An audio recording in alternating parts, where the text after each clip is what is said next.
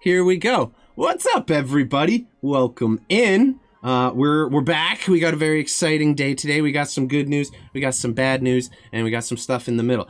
Starting from the top, as you can see, literally on top of me, right above me there, we have my good friend Connor, a good friend of Ryan and Peter's and I. He's another local buddy. He's also my guitar player. We be working on tunes together.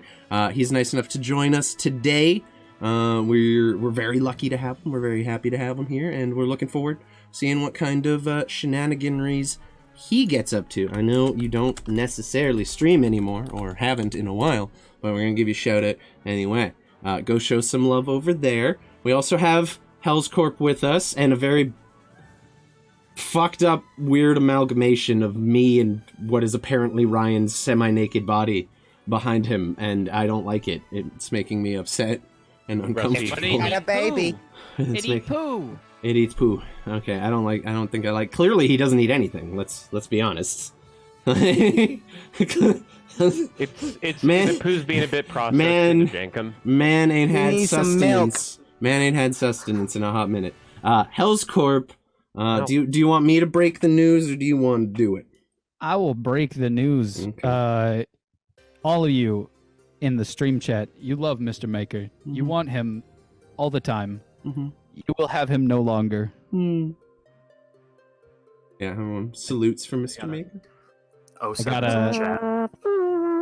I got too busy with IRL shit, and it is not fair that I just keep missing every fucking week. So, yeah, I'm taking a hiatus of the permanent variety. We hate that. So we're very sad. Today's a bit of a sad day for that. We're lucky we have a guest to fill that slot, so I didn't have to rebalance all of the shit today. But we're really bummed to see you go, dude. And I'm sorry IRL shit got busy. But you know, there's always a place. You're always welcome to come back and hang out with the crew. You know I'd be chasing that bag. You're crazy. You're dreaming, Peter. But in a little bit of a happier note, Hells will be joining us for our Christmas one shot on December 30th. We're doing it a week after the Christmas weekend, just to make it easier for everyone who's got family and shit and plans. So he will be there for that, and God forbid, and you know, if the heavens align and your schedule frees up and you're free to come back anytime, dude. We're gonna miss you. We're gonna miss you. I will keep that in mind, because I very much enjoy playing Mr. Maker. We love having you play, Mr. Maker. We're all We very love sad. you. Ryan's gonna We'll cry. miss your explosive tendencies. Yeah. I can no longer Explosive blow up a personality. mountain with you. It makes me sad. Don't That's worry, funny. we'll You find guys a were way. Yeah. If there's a will, there's a way, and usually there's a way to make things go boom. Family and shit. Yeah, we're doing a Christmas one shot yet again. We did one last year. It might even, if all things work out and we can get, I think JTB would be the last piece of that puzzle. We can even perhaps do a sequel to the one shot we ran last year and see what happens with that. One meth addict One meth addict. Right. who overdosed at the end of the I last forgot. I one shot. completely forgot your character. Having Gotta be beaten careful the of that boss Christmas fight, did some celebratory Christmas crack and died. Yep. Just It was amazing. complete OD. And we fought a candy dragon that had plaque breath. It was amazing. Yeah, I had a lot of fun. Hell's gaslighting us into thinking we'll miss him. Yep, he did it. He did it. He got in our heads, and we're gonna miss him. Gaslighting Oh, isn't that's real. so- You're just crazy. You're just crazy. Go check Like out his when Dad merch. said he was going away and Oh. he never came back. This is gonna He make never me left. sad. Guys, if you haven't already, go check out Hell's Corp. Go show some love over there. He's doing a couple little streams here and there when he gets the free time. And most importantly, if you would like to refill on Hell's Corp merch, you can visit, everyone say it with me, hellscorp.square. .site. There we go, You sure everybody. can. Go check that shit It out. is Spend some beautiful. money. Get it. Go show some love. There you go. That was the Battle last. Wizards money gang. We maybe should have rehearsed that, but this is a surprise for all of us. So Well, not bad for an impromptu. I hate that fucking background so much. Why? Where did you find a picture of Ryan without a shirt? That's. I know where you got the picture maybe of my out there. face. You don't have to look hard. He out there. To be fair, you know, I just had to search by nipple color. That would Everyone knows Ryan has very distinctly colored nipples, I guess. I'm on the nipple index. Okay, yeah, he is on the nipple pink. index. the nip index, got it. You heard a feet finder. Get ready for this. I don't. All right, well, I don't like that. I guess that's it for I Eat Poo Man and me, respectively. Everyone say goodbye to Ryan and I's weird bastard child. Gonna miss Everyone, that. and while you're at And it, you, say Hells. goodbye to Hell's Corp. We're gonna miss him very much, dude. We'll catch you Love next you, time. Hells. See you at Christmas, Bye. buddy. See you guys. Bye. Bye. Baby. See you soon, dude. Fuck that guy. No Life- joking. That's only one stream. Life feels somehow less chaotic. Now I have to fix the overlay again. I can breathe. I can Gregory's fight. gonna have to go I a little can evil to fight. compensate for this. Yep. So he Yeah, dropped here we go. his bag, right? Nope. He didn't. He's still in the game. He's still an NPC. Jeez. Sweet, he can come back and get it. He's been gone for 5 minutes, and he's Full like, of bunch of oh, IOUs. oh, Mantuka owe you. give me all my owe shit. you. Yeah, no, Oh, like, fuck, Mantuka owe you lots. I think the most unrealistic thing in this imaginary world of dragons is you believing that Hell's Corp or Mr. Maker would ever give you their money. If I can't have help and hope, is there any reason to play this Okay, so game really? I don't know, dude. You tell me. You're killing me. You tell me, Mantuka. I got the overlay set. We're not Everyone's doing it good. for the money. Everyone's. I'm doing it for hopes and Shitload of dreams. money.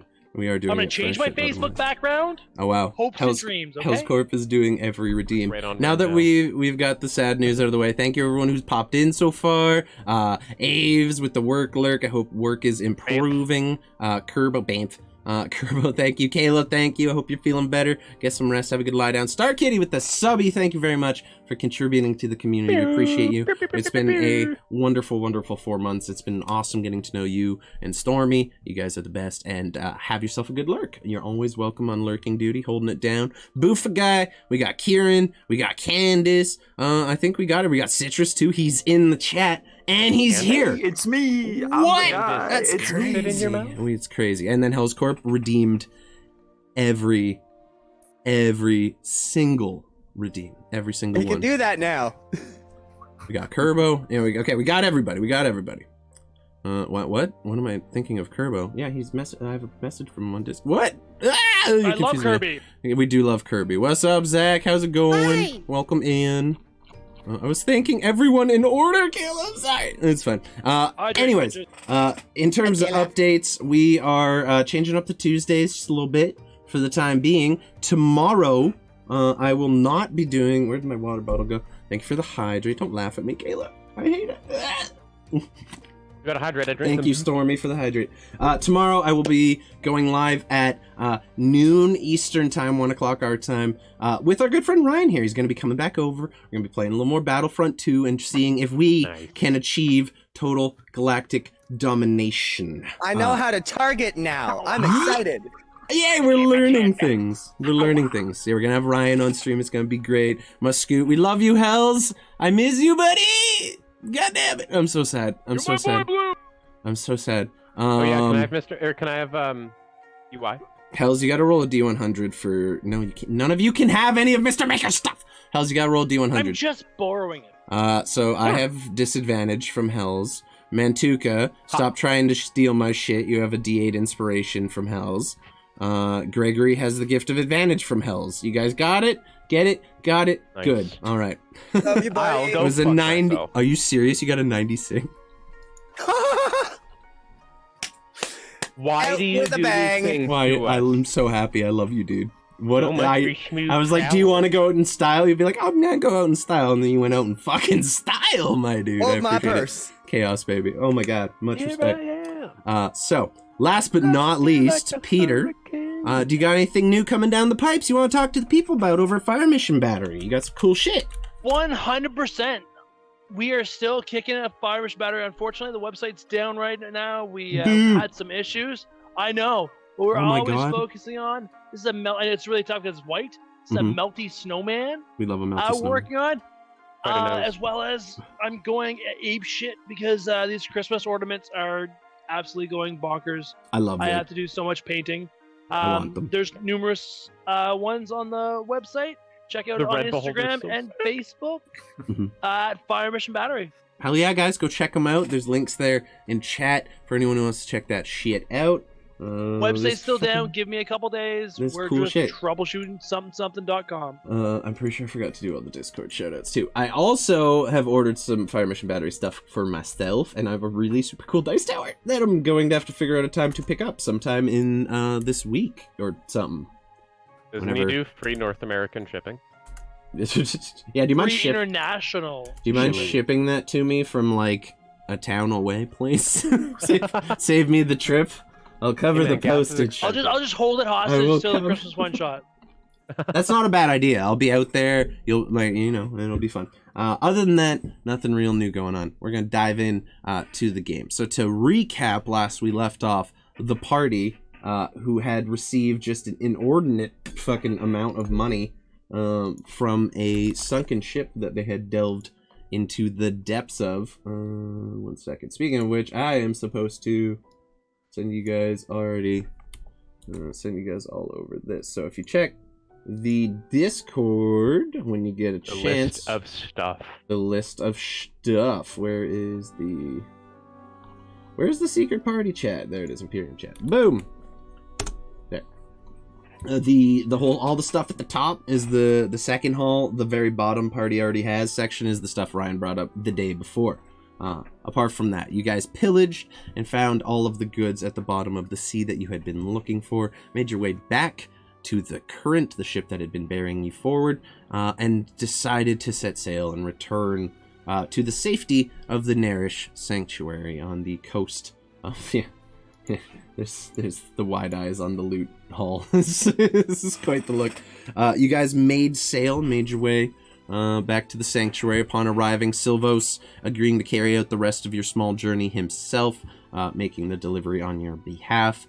Took a third of the profits from your little dive in which he helped, and left you guys the bulk of the goods to divvy amongst yourselves and the rebellion as you saw fit. You hauled all your treasure into the caves and into the safety and comfort of your own home, at which point the party divvied up all their goods amongst themselves and decided to give a even third to the resistance. And the following morning, after a brief reunion with your brother, Stanislav, you guys all reunited with Linax and a few of the other higher-ups within the rebellion here within the meeting room, and began laying plans for your future, deciding that the best way to help gain strength for the rebellion was by lashing out in small ways, attacking trade convoys, freeing slave shipments, doing what you can to help the people who are being downtrodden by the Imperium, while striking as many blows as you can at their heart. At which point, you all kind of settled loosely on a plan, choosing 2 specific supply wagon trains that are carrying men, slaves, and goods from several cities to the other. You picked 2 major ones that were of particular interest to you, one on the route to Tursa and one on the route to the port of Nissal, both of which rumored to be about the same in size and goods.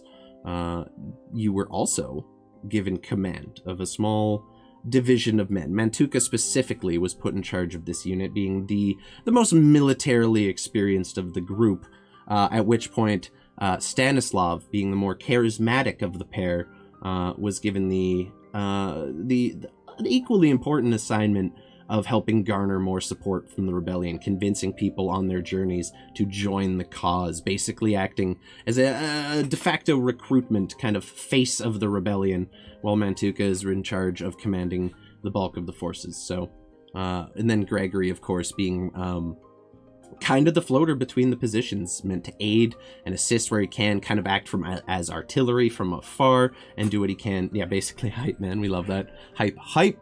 At which point you all split from your division. Mascot. You all split from your meeting and made your way to your division, where you found about 15 people. Looks like about it was about 20 people. It was about 10 archers and 10 foot soldiers all gathered together, kind of running drills together, being led by a kind of fairly plain looking sergeant who's just slightly above them in skill. And as you guys kind of made your way around there, Mantuka took a moment to pull Steel aside and have a little bit of a heart-to-heart, a bit of a heartfelt conversation between the two, acknowledging the achievements he had made so far on their journeys together, and offering Steel a chance to rejoin the rank and file, to rejoin his men and the division from which he had first been trained, and no longer act as Mantuka's squire. Not waiting to hear an answer, you walked away and made your way back to your division of men, at which point Steel, seemingly without words, having come to a decision, grabbed his weapon and yours and came and stood by your side, like a good squire would.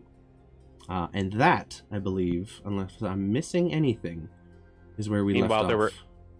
Everyone was cutting onions everywhere, so there were a lot of tears being shed because of the onions. Yeah, there's a lot. The camp chef was doing a big French onion soup, and there was lots of onions being diced up. It was a tasty day. It was a tasty meal. It was beautiful. What's up, Dro? Welcome in, buddy. Welcome in. That's why I'm crying. I'm not crying, you're crying.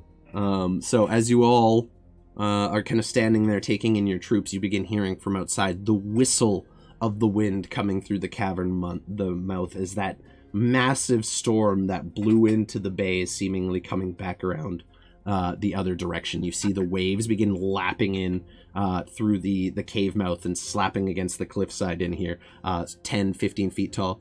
I'm crying because I haven't seen Stuart in the background. That's true. We haven't had a Stuart appearance yet. That's fair. Clearly is a storm. Ryan just has a picture locked and loaded and ready to go. And he's basically in the same place. In the same place. He's literally in the same fucking spot. Oh my god. He's next to pants, not a basket. Oh, fair enough. I bet in the other picture the pants are in the basket. Anyway, that's actually, he's consistent. We love consistency here. We're all about consistency. We're consistently unhinged in this stream.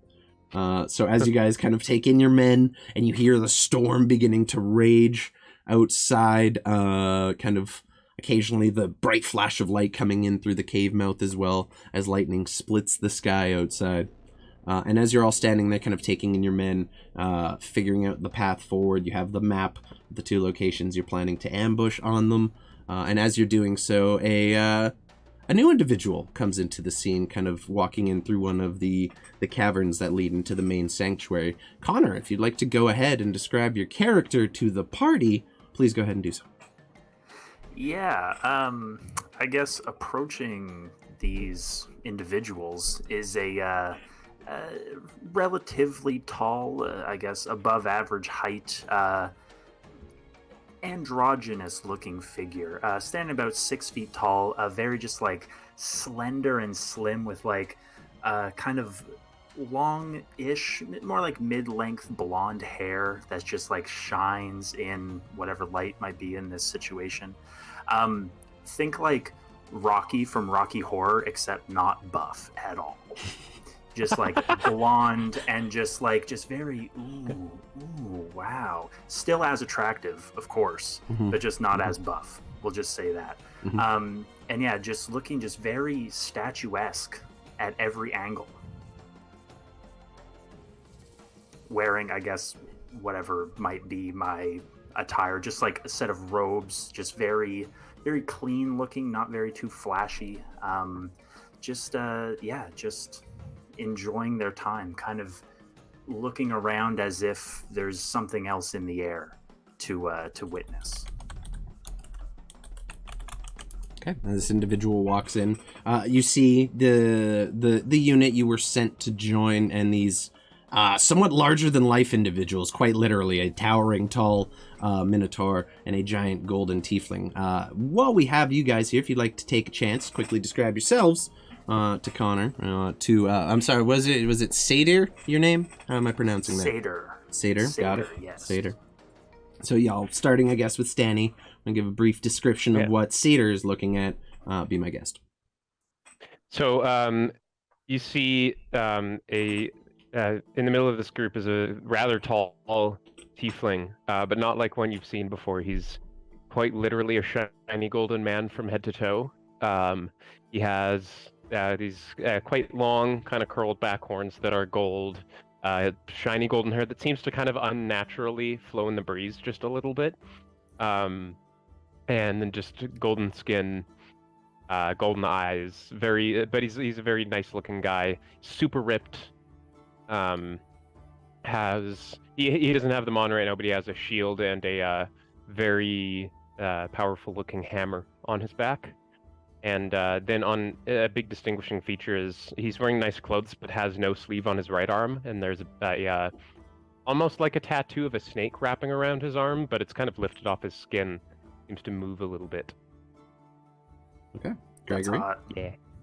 That's hot. I Gregory, prefer go my on. tieflings blue and pink, but that's hot. I respect it. I respect it. Gregory. I prefer my tieflings blue and pinks too, but Yeah, what can and I do? What can I say? Symbol of Torm on his chest as well. Mm-hmm. Oh yeah, does our new friend have any holy symbols or anything on him? Yeah, there's a little, similarly enough, just a small pendant, actually of Helm. The deity of law or good, something like that, but yeah. Nice. You're familiar, Stanislav. Definitely an ally of Torm's. Gregory just whips up a picture. We love it. We love that. Standing between the Minotaur and the Tiefling is a very shocked-looking child. They're staring right at you, and they, as soon as you walked in, they just... And he just got a little box on his side, and he's in a gray sweatpant combo. He's just staring. He's just... Wow. Pulling on Stan's coat, just... Who is that? I'm not sure. They're Mantuka. pretty. They're pretty. Mantuka, go ahead. Mantuka is a 7-foot-tall dark minotaur who has a bandolier of bear traps across his chest. He's got some age. He's much like me, some gray in the fur. And as you kind of gaze clearly down to his hooves, you will see they have been dipped in iron. He's an imposing figure, and beside him stands a humanoid-sized person. He's a halfling, gnomish. He's a halfling. I think he's definitely a small folk. I know that. He's not as bad, but he is still smelly. But we don't call him that anymore. He's got a name now, and it's Steel. He's doing decent. And he's still alive. This little And he dude had is a just... chance to leave, but the fucker didn't. So Nope. on y va, motherfucker. Oniva, let's go. He's just holding an armful of like minotaur-sized weapons, and then one that's just like clasped tightly in his hand as well. Looks like a halberd. That's us That's right probably too big. That is pixel art version of the party. Yep. I'd like to approach the group and just kind of like size up each one of them. So I'm gonna go to Gregory first and just kind of like look down, just be like, "Hello, small one. Hello there." And then I'm gonna turn to Stan and just go, "Well, strong one here too." And then I'm gonna look to Mantuka and go, "Oh, well, beefy one are you? Hello there. And how may I make your acquaintance? Are you like completely like clean? Like you just like fucking like like watch yeah, me just kind of down? like I kind of just like Megan Fox in any movie where there's like a strong stream through the air almost. Like the robe covers my feet. It's almost like I'm floating. Very graceful. And just kind of like just very like the hands are just doing a lot of this, and like a hand comes out and it's kind of sickly looking, to be quite fair. Like it's long, kind of not really a lot of meat on any of the bones, and just kind of like caress each one of you on like your shoulder and like along your armor and that kind of stuff. Giving you the Stanislav is a like whole pat a down. little bit weirded out by this, but has had far weirder interactions with people for the first time. He's like, I'm Stanislav. I think this is Gregory and Mantuka.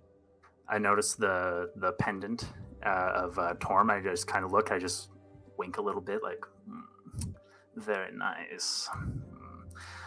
Yes, my name is Seder. It's nice Pleased to meet you. Ah, Oh, I'm super confused by you, but me you don't too. die. I'll let you touch me. The small one here. What is your name, child? My game is Neggery. My name is Gregory. Does this Yes, one I've just chuckled. require assistance? Do you need some restoration, or is your head okay, small Oh one? no, I'm good. I got lots of help right here. I hold up the box. Every hall on the. I'm good. All good. I just want to He put just gets a both little bit hands out. nervous meeting new people sometimes. He holds Yeah, up Put what both is hands out and just touch the box and just kind of caress it very gingerly.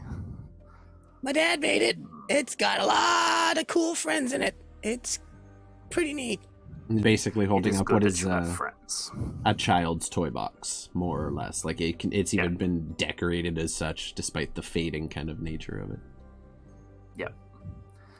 Yeah, I just kind of very eerily go between each of them, just kind of looking at them up and down a little bit. Not long after Seder kind of makes their introduction to you, you see a very familiar Linax making his way towards you with Ilsevere, quickly in tow. He's kind of come to see you off. So Ilsevere kind of pulls you aside, standing, and drags you off into your own conversation real quick. But before he does, Linax kind of comes and addresses you all.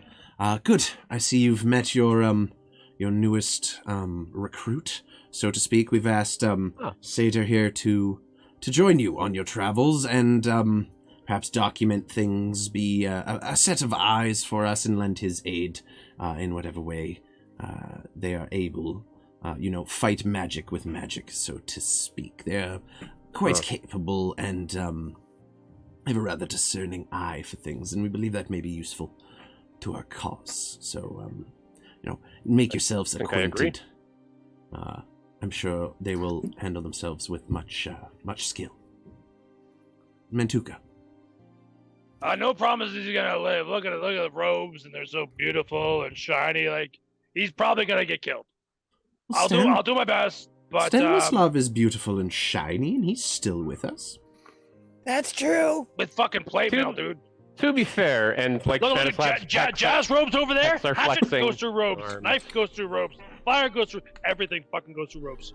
So, I'll give you my best. They I'll will have try. to catch me first, Mr. Minotaur. Yeah, and then he talks really fucking weird too. I'll do my best. Okay. Problems are. Mantuka's always been Don't good you at worry making about friends. me. Make yourselves acquainted, and he kind of looks down into the bay, into the storm that is now raging outside. Might perhaps be best if we found a safer route to travel, or more specifically, you found a safer route to travel. I have my own way to go, but there are ways underground if you're interested. The dwarves have been making use of them, or you can wait out the storm. It's your choice. I have some things to see to myself. I wish you all the best of luck, All right. whatever you decide. And kind of looks at you, Mantuka. Good luck. We're curious to see how you do with your first command. Farewell. Praise Mogus. Not my first command. He nods, kind of just lightly adjusts his armor and pulls his cloak up over his head, and he kind of takes this small path that wraps out around the entrance so he can just walk up the cliffs in the middle of this raging storm. A little concerning for him. So Hope he's gonna be okay. Ilsevere kind of pops up. I'm sure he'll be fine. He's probably the most capable of all of us, at least on those cliffs. That's good to know. Okay. Yeah. Might I have a word, brother? Of course. Kind of Yes, I'll step leads aside you with Elsevier. tosses an arm around you and leads you a bit away from the group. Good luck. I think this is gonna go pretty well. I think we have a solid plan, and this is gonna hurt him real bad. I think it's a start. But be careful.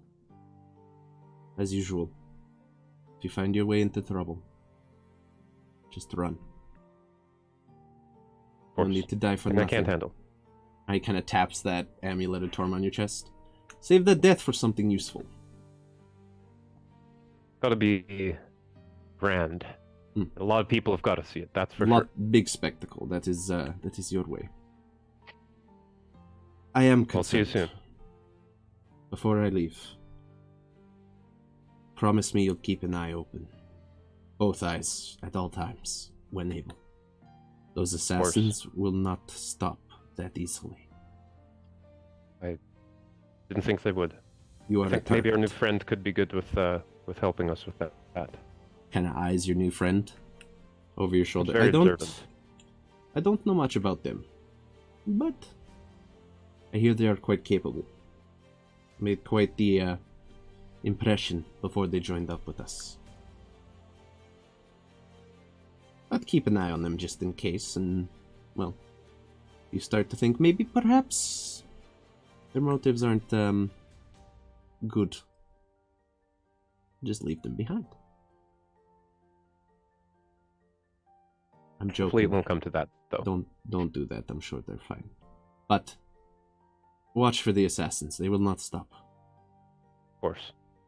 Good. He kind of puts an arm and like leans forward and just goes forehead to forehead with you. Don't do anything too stupid, okay? He gives you See you soon, brother. a pat on the back, walks you back over to your group. Take care of each other. Be safe. Don't do anything too stupid. And most importantly, don't let him do anything too stupid. He- No promises. Fine. Now that I am here. I like the optimism. I think you'll do well. Good luck. I have work at the infirmary to tend to, so I will see you when you get back, yes? See you, brother. See you. He kind of says goodbye to a couple people he knows on the way and then exits back into the sanctuary.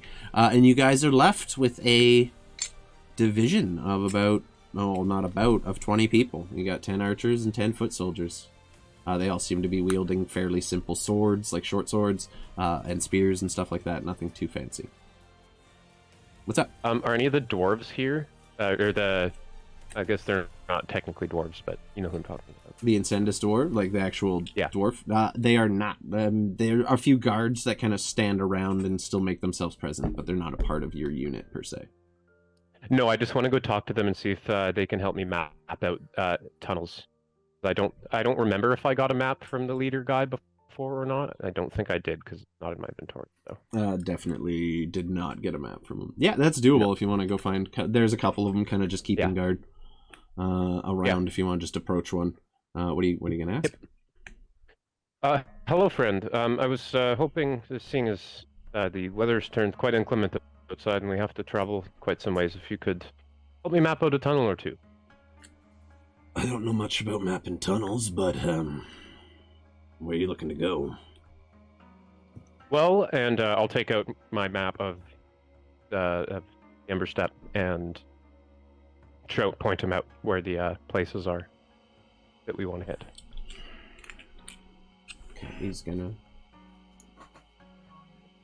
We were thinking of doing the one further over to the west first. He kind of like looks at the map and you see him trying to like remember any potential caverns or routes that might lead you that way. Tell you what, I can't think of anything, but we just walked here on like a long road through the Underdark. It's like, and he kind of points on the map. He's like, basically goes from there, and he points all the way over to around Torch Spire. So if you look on the map on roll 20, you guys are way up here, and they came from all the way down here. Oh, wow, okay. Entirely underground. Oh, all right.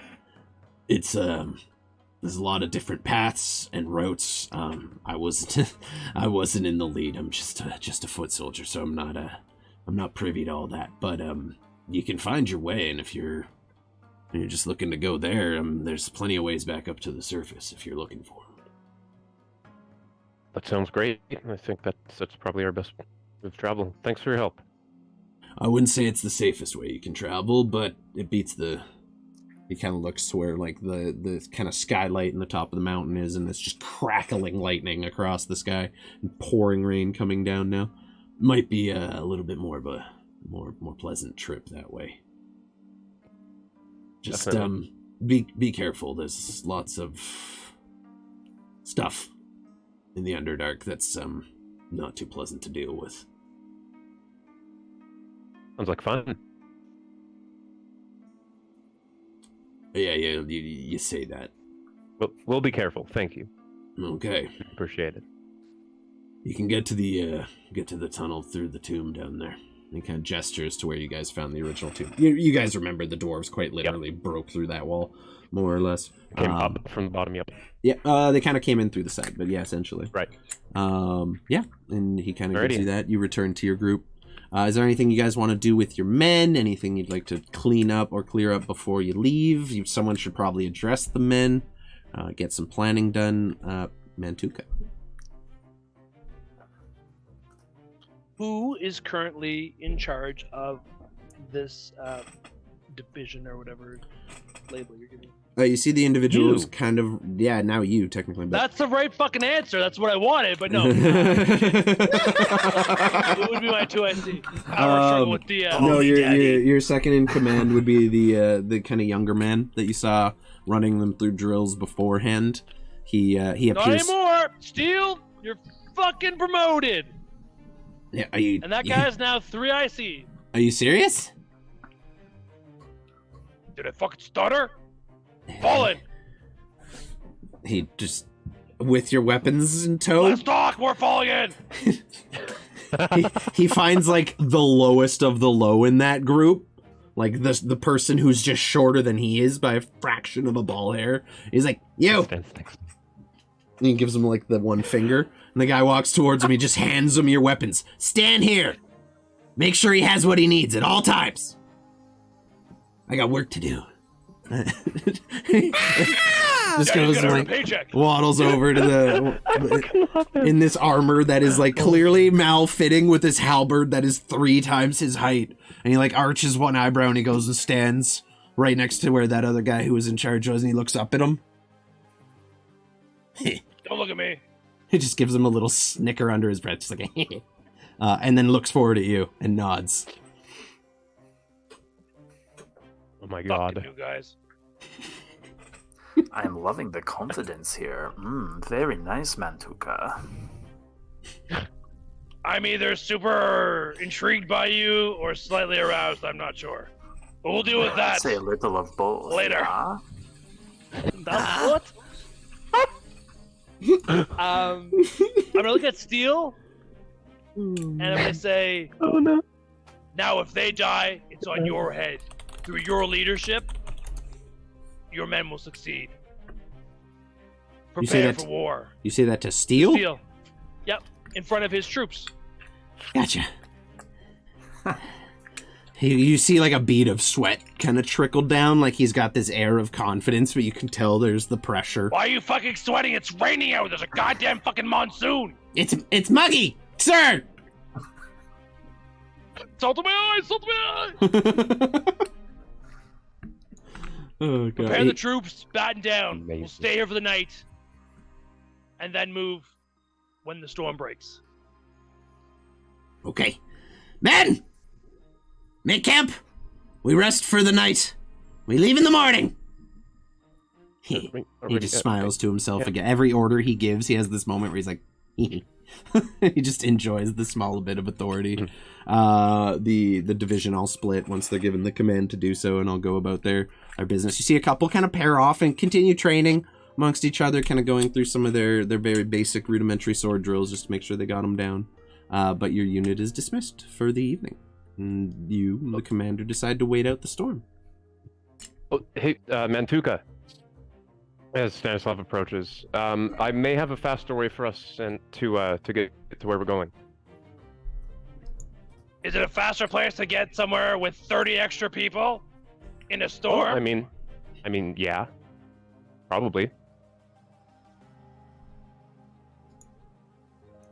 Remember where the dwarves came in? Yeah? Underground. Fucking underground. Does this Yep. 7-foot frame look like I like fucking underground? Well, there's Not actually afraid to get a little dirty, are you, Mantuka? You're never dirty. What's wrong with you? What's your thing? Why are you, what's everything so clean? Oh, I can get dirty. Well, I mean, once we get down Are to they a more certain... aroused now? Like, if there's a arousal meter, like Went up I'm to a really 4. confused. It went from like a 2 to a 4. Yeah. Yeah. Yeah. We're going from There's- 6. there's We're going actually from plenty of 6. space. Something? Going from 6 to midnight. There's plenty of space to move around once we get down to a certain point, so I don't think that'll be a problem. Are we still talking about my arousal? No. Talking about travel. Exactly. That was a test. Carry on. All right, well, and it'll be Probably faster. would be safer. We are Yes, kind I of, like you this know. plan too. Do Yeah. I see if you want to go right now and get antsy and don't care about the storm, then we can do that. Whatever you want. It's your day. Mister, I'm People- here, not here. Then here again. I mean, people are actively looking for us. It wouldn't be the worst idea to keep it low profile. And I personally would Says rather the guy deal that with can change what's... into absolutely fucking anything. Anyway, hey, what's up? I can turn I'd into a personally type rather of deal you. with what's down there than more of those assassins. Oh yeah, by the way, what's your character's name again? Say Say it. it. right? Satyr. Satyr. Sadir? Uh, Sadir? Satyr, just so you know, there is a quite powerful assassins guild that are hunting us currently. Just stay on your toes, just so you know. Good thing we are more powerful. I like I can them. tell already by this one, and I just keep looking at Mantuka. Danny's getting a kick out of this. Target acquired. You sunk my battleship. You sucked my battleship. Oh, What? I hate all of you. So what's the Keep plan? it You classy. guys, Keep it built. DM, Oh my- can I still run down and catch up to my friend from the Drew Healers? you can do whatever you like. Yeah, no, I you would like to. Your catch up to commander has ordered the brigade to break for the day to spend the last day doing their thing. So at very least, you have time until Stanislav and Mantuka come to a concession or some kind of plan on what that may be. So you're Good. going to look for who exactly? One of the Druhilla people? Yeah, the one who said she could connect me with her dad to connect me with my dad. Oh, okay. So you're looking The hot for ginger lady. Yeah, Yuria. Yeah. Yuria is her name. What'd you call me? You heard me what I called you, babe. God Ah! damn it, Oh, Ron. Mahu. So, you kind of split off from the group once the command is given and everyone's given leave to go about their business, while Stanislav and Mantuka are kind of discussing their options for the group. It doesn't take you very long. She's still kind of hanging out around that meeting room, which now the door is just ajar, and you see people kind of just discussing amongst themselves a little more lightheartedly than the No, it's meeting the you door. had previously this morning. God damn it. And you find them there, and she is also kind of just leaning over the table discussing. You see they have a large map of Lycia out already, and she's kind of going through places in the town that might be of more strategic use than others, or areas that might be a problem if you guys were to launch an attack or incursion of some kind. But everyone kind of notices you come back in, and they stop for a moment, not like they're trying to hide anything from you. They just all kind of look up as you come into the room. Hello. Sorry, I didn't want to miss you before you left. Pointing at her. Yes, that's quite all right. What can I do for you? Opens up the box, hand even farther in, down even farther. Pulls out a very tightly wrapped with cloth envelope. It's wrapped in a little piece of that general's clothing that I wore that I shouldn't have. I put this together when I first got here. I didn't really know how I'd get it to him. I'm really thankful for this, is what I'm saying. This is from my dad. And just hands it over. I will. It's 10 platinum and a letter. It's no small amount. I'll see to it that it's sent with only the most capable messengers. Is there anything else you'd Thank like me you. to pass on? Just, I guess it'd be weird to ask to give him a hug from me. Just Some random message. I could ask the messenger if you like, but it My dad's not much of a hugger. Maybe extra cost. They might charge extra for that kind of service. I don't know. Just to go. No, that's good. Yeah, that's good. Thank you, everybody. Sorry to interrupt. And he runs right out of the room. You just make your way out. Just sprint out the door. You just hear the very gentle goodbye. Just goodbye. Thank you. She just, as you're leaving and look back behind you, you see her just tuck the parcel or the wrapped up parcel into her jacket. Oh, is that the letter? What? I cannot read Dear that. diary. It says, "Hey fuck Pat." me. It says, "Hey Pat." Hey, Dad. Okay. I'm sorry. I don't know how much you know, but I've gotten into a small situation. I should have told you I was leaving, that I was taking the toy box, that I wanted to save the family by myself, but I don't regret my choices, and I think that's what I'm most sorry about. I also think I can make some things right. You always spoke of your past with anger in your eyes, and I think I get some of that now. They need to be shown they can't treat people like that. Not me, not you, no one. I'll be fine. My friends are nuts, but their strength matches their insanity. Tell everyone I miss them, and I'll see you soon. Hopefully with some good news. G. Fucking G. I love that. Oh yeah, we'll just like role play your dad reading the letter the whole time. Flash forward. Okay, so you trust that she'll get that sent out, and that's nice. That's beautiful. We love that. Nice. Well done. Yeah, you trust that she will see it well on her way. While you're doing that, we come back to the rest of the party. What are you guys discussing? What's the plan? What do Legit, you want? Jen, if you want to go fuck around in caves, we can go fuck around in caves. I was just trying to take something out of it, but yeah, I do not want to harness your chi. No, as the commanding officer, it is your call what you think is best for the unit. 100%. As a commander, yes. But as the Peter, as the person Peter, Chris is very jonesing out of character for whatever he's got planned. So I would like to harness that, even though Mantuka, the leader, knows tactically it's a horrible choice. Well, we'd be less likely to encounter a contingent of Imperium troops. I'm sold. I'm sold. I'm already all for it. I like it. Let's do it. I embrace it. Let's still take the day to prepare, though, because we have shit to do. And buy, maybe. You're such a woman. But yes. I have to go shopping. Peter, no! No! Shopping episode! Down, boy! Down, boy! That is not okay. There's the line. You found it. God damn it. You want to do some shopping? What is the purpose of money if not to spend it? Mm-hmm. You guys have a responsibly fuckload of money now. Like, a ludicrous amount of income. You have the life savings of an entire town in each of your fucking pockets. So. Also, we need to talk about what we're going to do with all the rest of the shit. You got Peter so jazzed to go through the Underdark, and now you're going shopping. I'm so happy. We can do that when we get back. It truly isn't urgent. Oh my god. Okay, so what is he? Peter. I want you to have the good stuff, but I want you to make. I love. Well, I feel like we're not going to be getting upgrades at a makeshift shopkeep in a cave.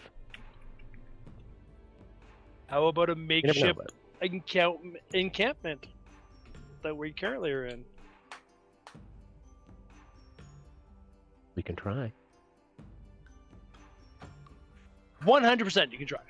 Also, can I have one of the diamonds so I can resurrect people, please? Oh, yeah, 100%. I legit just have gold. That's all I took. Cool. Same. I'm pretty sure. Need a diamante. What's up? Sorry, I was reading something. Sure. Chris is gonna do shopping. We're gonna still rest today, and then we're gonna go fuck with Underdark caves. Okay. Yeah. In the AM when we're all fresh, and maybe we find out more about jazz robes here.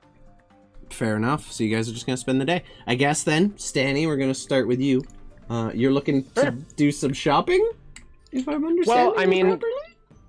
we have just a bunch of shit that we truly don't need that could be in better hands. A substantial amount of shit. So I don't know, maybe trade it for something that we need, or I don't know. It doesn't. I'm not like trying to do like a you whole do long see shopping thing. in this kind of central trading area, or You did the mention central... someone last time. Yup. Yeah, in this kind of central area where you guys have been doing your training and all that. I need to adjust the grid because this area is a little bigger than that grid would suggest. It needs to be a little smaller. But in this back house where you see those 3 beds, those are no longer there.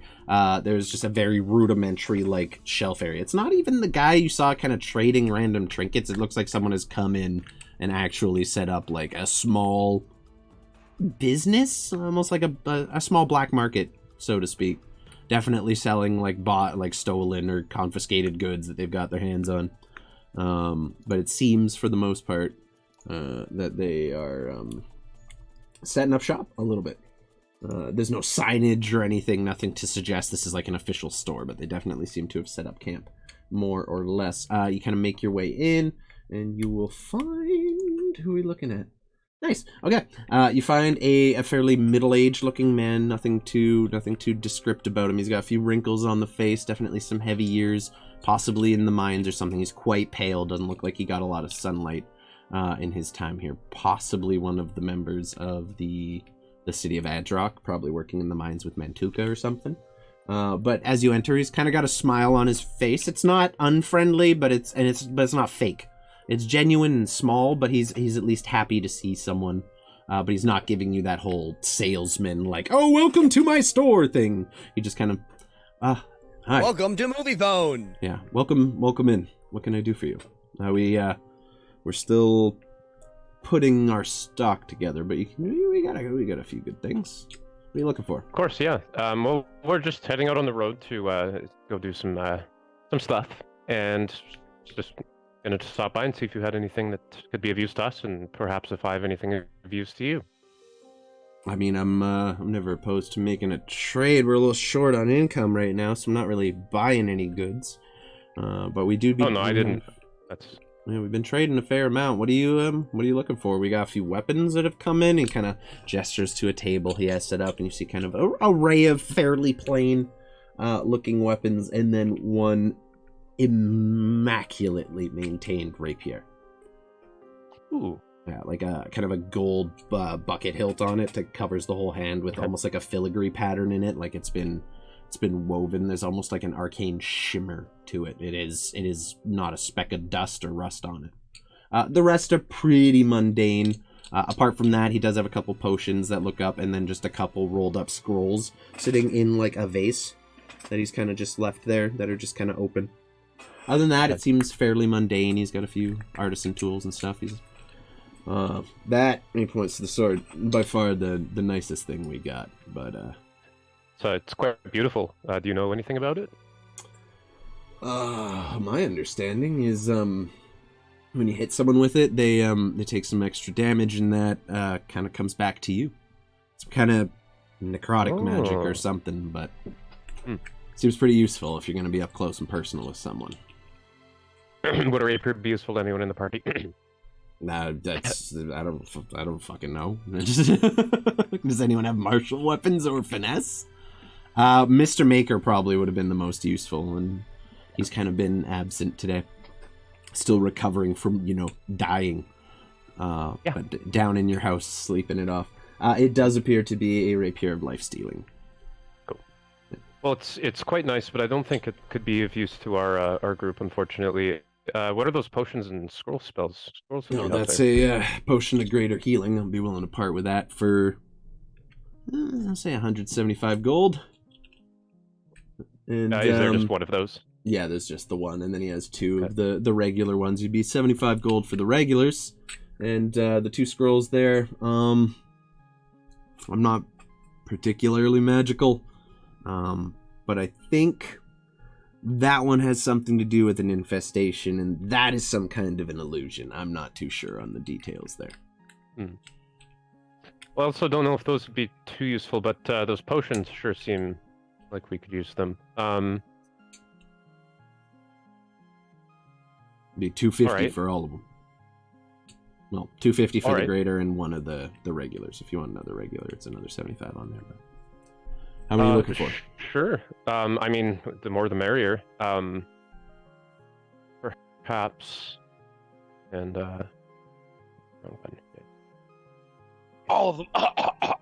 Yeah, there's 3 total, 2 regulars and 1 greater. So altogether, 325. would you be open to trade for it? Yeah, absolutely. I'll take a little off the top if you got goods.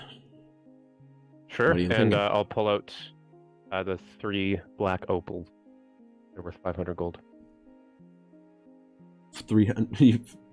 500 gold total, so 3 of them they're worth. Total. Yeah.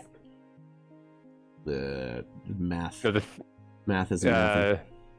It'd be like 166 or Yeah, it some would be shit. I don't know. 166. Yeah. Tell you what, I'll knock 175 off for one of those. Sure, you have a deal. Okay, so 325 minus 175 would be 150, right? Okay. Yep. Sounds good to me. 150 gold, you got a deal. Great. That's much appreciated, and hopefully this will be of great use to us. So here's, and kind of grabs the gems, pockets them. Thanks. Good dude. Doesn't even put them in his stash. Literally just right into the pocket the gems go. Help yourself. So you have a potion of greater and 2 regular healing potions as well now. Is there anything else anyone else in the party would like to get done while all that is going on? Just while you have the afternoon.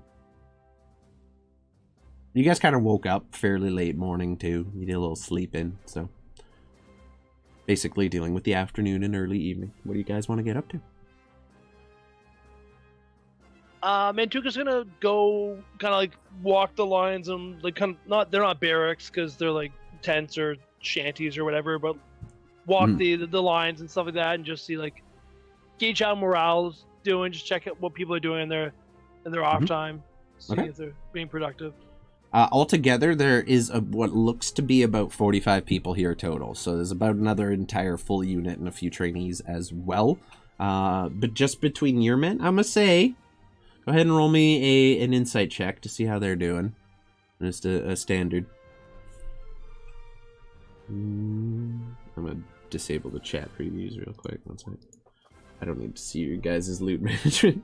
14. Okay, so you can tell your men are nervous. This is their first official mission. This is their first time going out as a unit and actively performing duty. So there's an air of tension amongst the group, kind of this palpable nervousness, but there's also an excitement. This is their first chance to step up and fight for the rebellion. So there's like it's a mix between excitement and nervousness. It's that like kind of pre-game feeling, you know what I mean? Where you can tell they're ready. They've trained as much as they can up to this point, and the morale seems good. Just kind of wandering amongst your men, without stopping to talk to any of them. You gather they're like out of a scale of 10 morale-wise, they're probably at about an 8 right now. They're comfortable. They're warm. They're glad that they're not having to deal with the raging storm outside. But for the most part, they seem good. Smelly kind of goes around, make sure everyone's getting some food. He's making sure his unit is well cared for too, and he's interfacing with the guy who you kind of not so much demoted, just put under him, his subordinate, and making sure he knows what's what. Other than that, you're all set. Anything else? I'm actually gonna go out to the training area and do some training myself. Just kind of like old man limbering up, like just getting the blood flowing and just doing some of my own kind of like, not meditation, but like focusing on Mogus and doing some of my own training, just to get myself ready for battle. Okay, just roll me a few attack rolls. Let's see your form tonight. How's your form Well, I looking? hope it wasn't as fucking awesome as earlier. Let's see here. Nat 1. Yeah, that was really bad. Love that. You kind of just go and start practicing the motions with the halberd. Okay, 13's not bad. You're a little stiff still from your fight. That dagger that plunged into your chest It left a scar, and it's got a little tighter than normal. It takes a little getting used to, and you kind of start running through your forms. It takes you a little while to settle into your groove, but after about 5 minutes or so, you start to feel a little bit more like your normal self, and your form starts to kind of come back. After a while, you see Steel kind of take up a spot about 10 feet away from you and start mimicking your moves and trying to practice his forms as well. Go ahead and roll an attack for Steel. All right, Steely Joe. It's probably gonna be a little. Well, you're not the best, brother, but fuck, he's better than me today. Fuck Steel. You're impressed as you're like going through and you're like kind of having trouble finding your groove for a little bit. Steel comes up and immediately like thrust, slash, cut, and then like beautifully meticulous form with this halberd that is way too big for him. Like comically large for his halfling self, that he is swinging with a dexterity and skill that you sure as shit didn't teach him, but seems like Steel might be a natural. I'm gonna like begrudgingly look back and just fucking walk away. I had a teacher, boss. Don't you Don't tell him patronize to me. fuck off. Don't tell him to fuck off. Don't tell him to fuck off. Gregory and Satyr, what do you want to do? Well, I guess Gregory went and talked to the Druhilla lady, but you do stop time. What are you getting up to in your free time? I would, right after doing that, I would run out of the room and just... Okay, that's dealt with. And I sort of think about them pointing to me and saying, stay far away from the fighting. Anyone else would have been offended by that. I have to lean into it. I'm gonna go try and find somewhere down below that's secluded with a lot of rocks. Okay. Easily done. I would hope so. In a cave. Mm-hmm. And as soon as I get somewhere even kind of close to that, I take out the white bone masks, constantly shifting and moving with different eye holes, and I crack off a big piece of it and crumble it into dust and sort of spread it out in front of me. And then I slap the mask on and it curls around my face, and you can hear it kind of like poking into my head, and I just dip down, and in a burst of black ichor, a giant ape version of Gregory in a bone mask comes out. Just brr, brr, brr. And then from the ground in front of him, 8 large apes with bone masks all erupt from the ground as well, as I cast Conjure Animal at 5th level. And wild shape into a giant ape or a medium ape as well. And I would like to practice with my ape brethren. Rock. That's what the attack is called. Rock. You're gonna okay. It's called It's a rock. long way. I'd like to practice. Okay, go ahead and all right. Give them an example of how to rock properly, and then we'll see if they can imitate you. Rock. That's an 11. Go ahead and roll me a persuasion check or a charisma check as a giant ape to try Remember and. you had that whatever Hellscorp gave you? You rolled the same. You did. You do have advantage from Hellscorp. This is the time to use it. Now is the time. Probably He more deserves important it. to use it on the persuasion, to be honest with you. One. Did that happen? No. There we go. Teaching primates to throw rocks. Damn it! Oof. Rough. Okay, well. My inspiration didn't work. I mean, you have the 11. That's something. You, as a giant ape, you think to yourself, maybe I should have communicated with them beforehand, but it's okay. It's not really a big deal. You pick up a rock, ooh, and throw the rock. It tumbles down into basically, that like the low ground kind of area where the water pools in at the bottom of the sanctuary. It just lands in there and sinks into the kind of tumultuous waters. You look back at your great apes and ooh, and try to instruct them how to properly rock. And they all rock in turn. I mean, you can roll me as many d20s as you want. You said there's 8 of them? How many apes did you summon? 8. So there's 9 of us in total. Okay, well, roll me 8 The mighty nine roll me 8 d20s. If one is a natural 1, it's hitting you. Other than that, they're all good. This is the fairest way I could think of. Oh, you don't have to sit there. I was just gonna like go to roll 20 and roll the d20. Oh yeah, like, that's better. 6 times and then 2 times. Okay, just roll at 6 now because there's 2. Damn. Oh shit! Not 1. Big sad. Hey. Okay. So as you're giving the That's instructions, Taylor. you turn as you give the example, and as you turn back, you see just a torrent of rocks all flying directly towards you, and all soaring past you. Some land harmlessly in the water. The 6 kind of like just lands kind of limply and flaccidly in front of you. Not very entertaining on that one. Just super disappointing. Like just Ook, gone, ook. just gone. Ook, Ook. ook. And then the nat 20, he just steps and throws it so hard that it just embeds into the back wall of the cliff and then slowly falls out, brings some debris with it, and kind of splashing into the water below. You get that, as far as you can tell, fucking Ook number 4 got the message. He got the memo on how to throw the rocks. But other than that, it was mixed. You had one really impressive performance and then a pretty mixed grouping overall. You expect calling all. Duke Duke one 4 is your drunk. 2IC. So, while you're having your ape training session, we will quickly get to Satyr. What would you be doing while all of this is going down? Kind of new to the party. How would you integrate into this?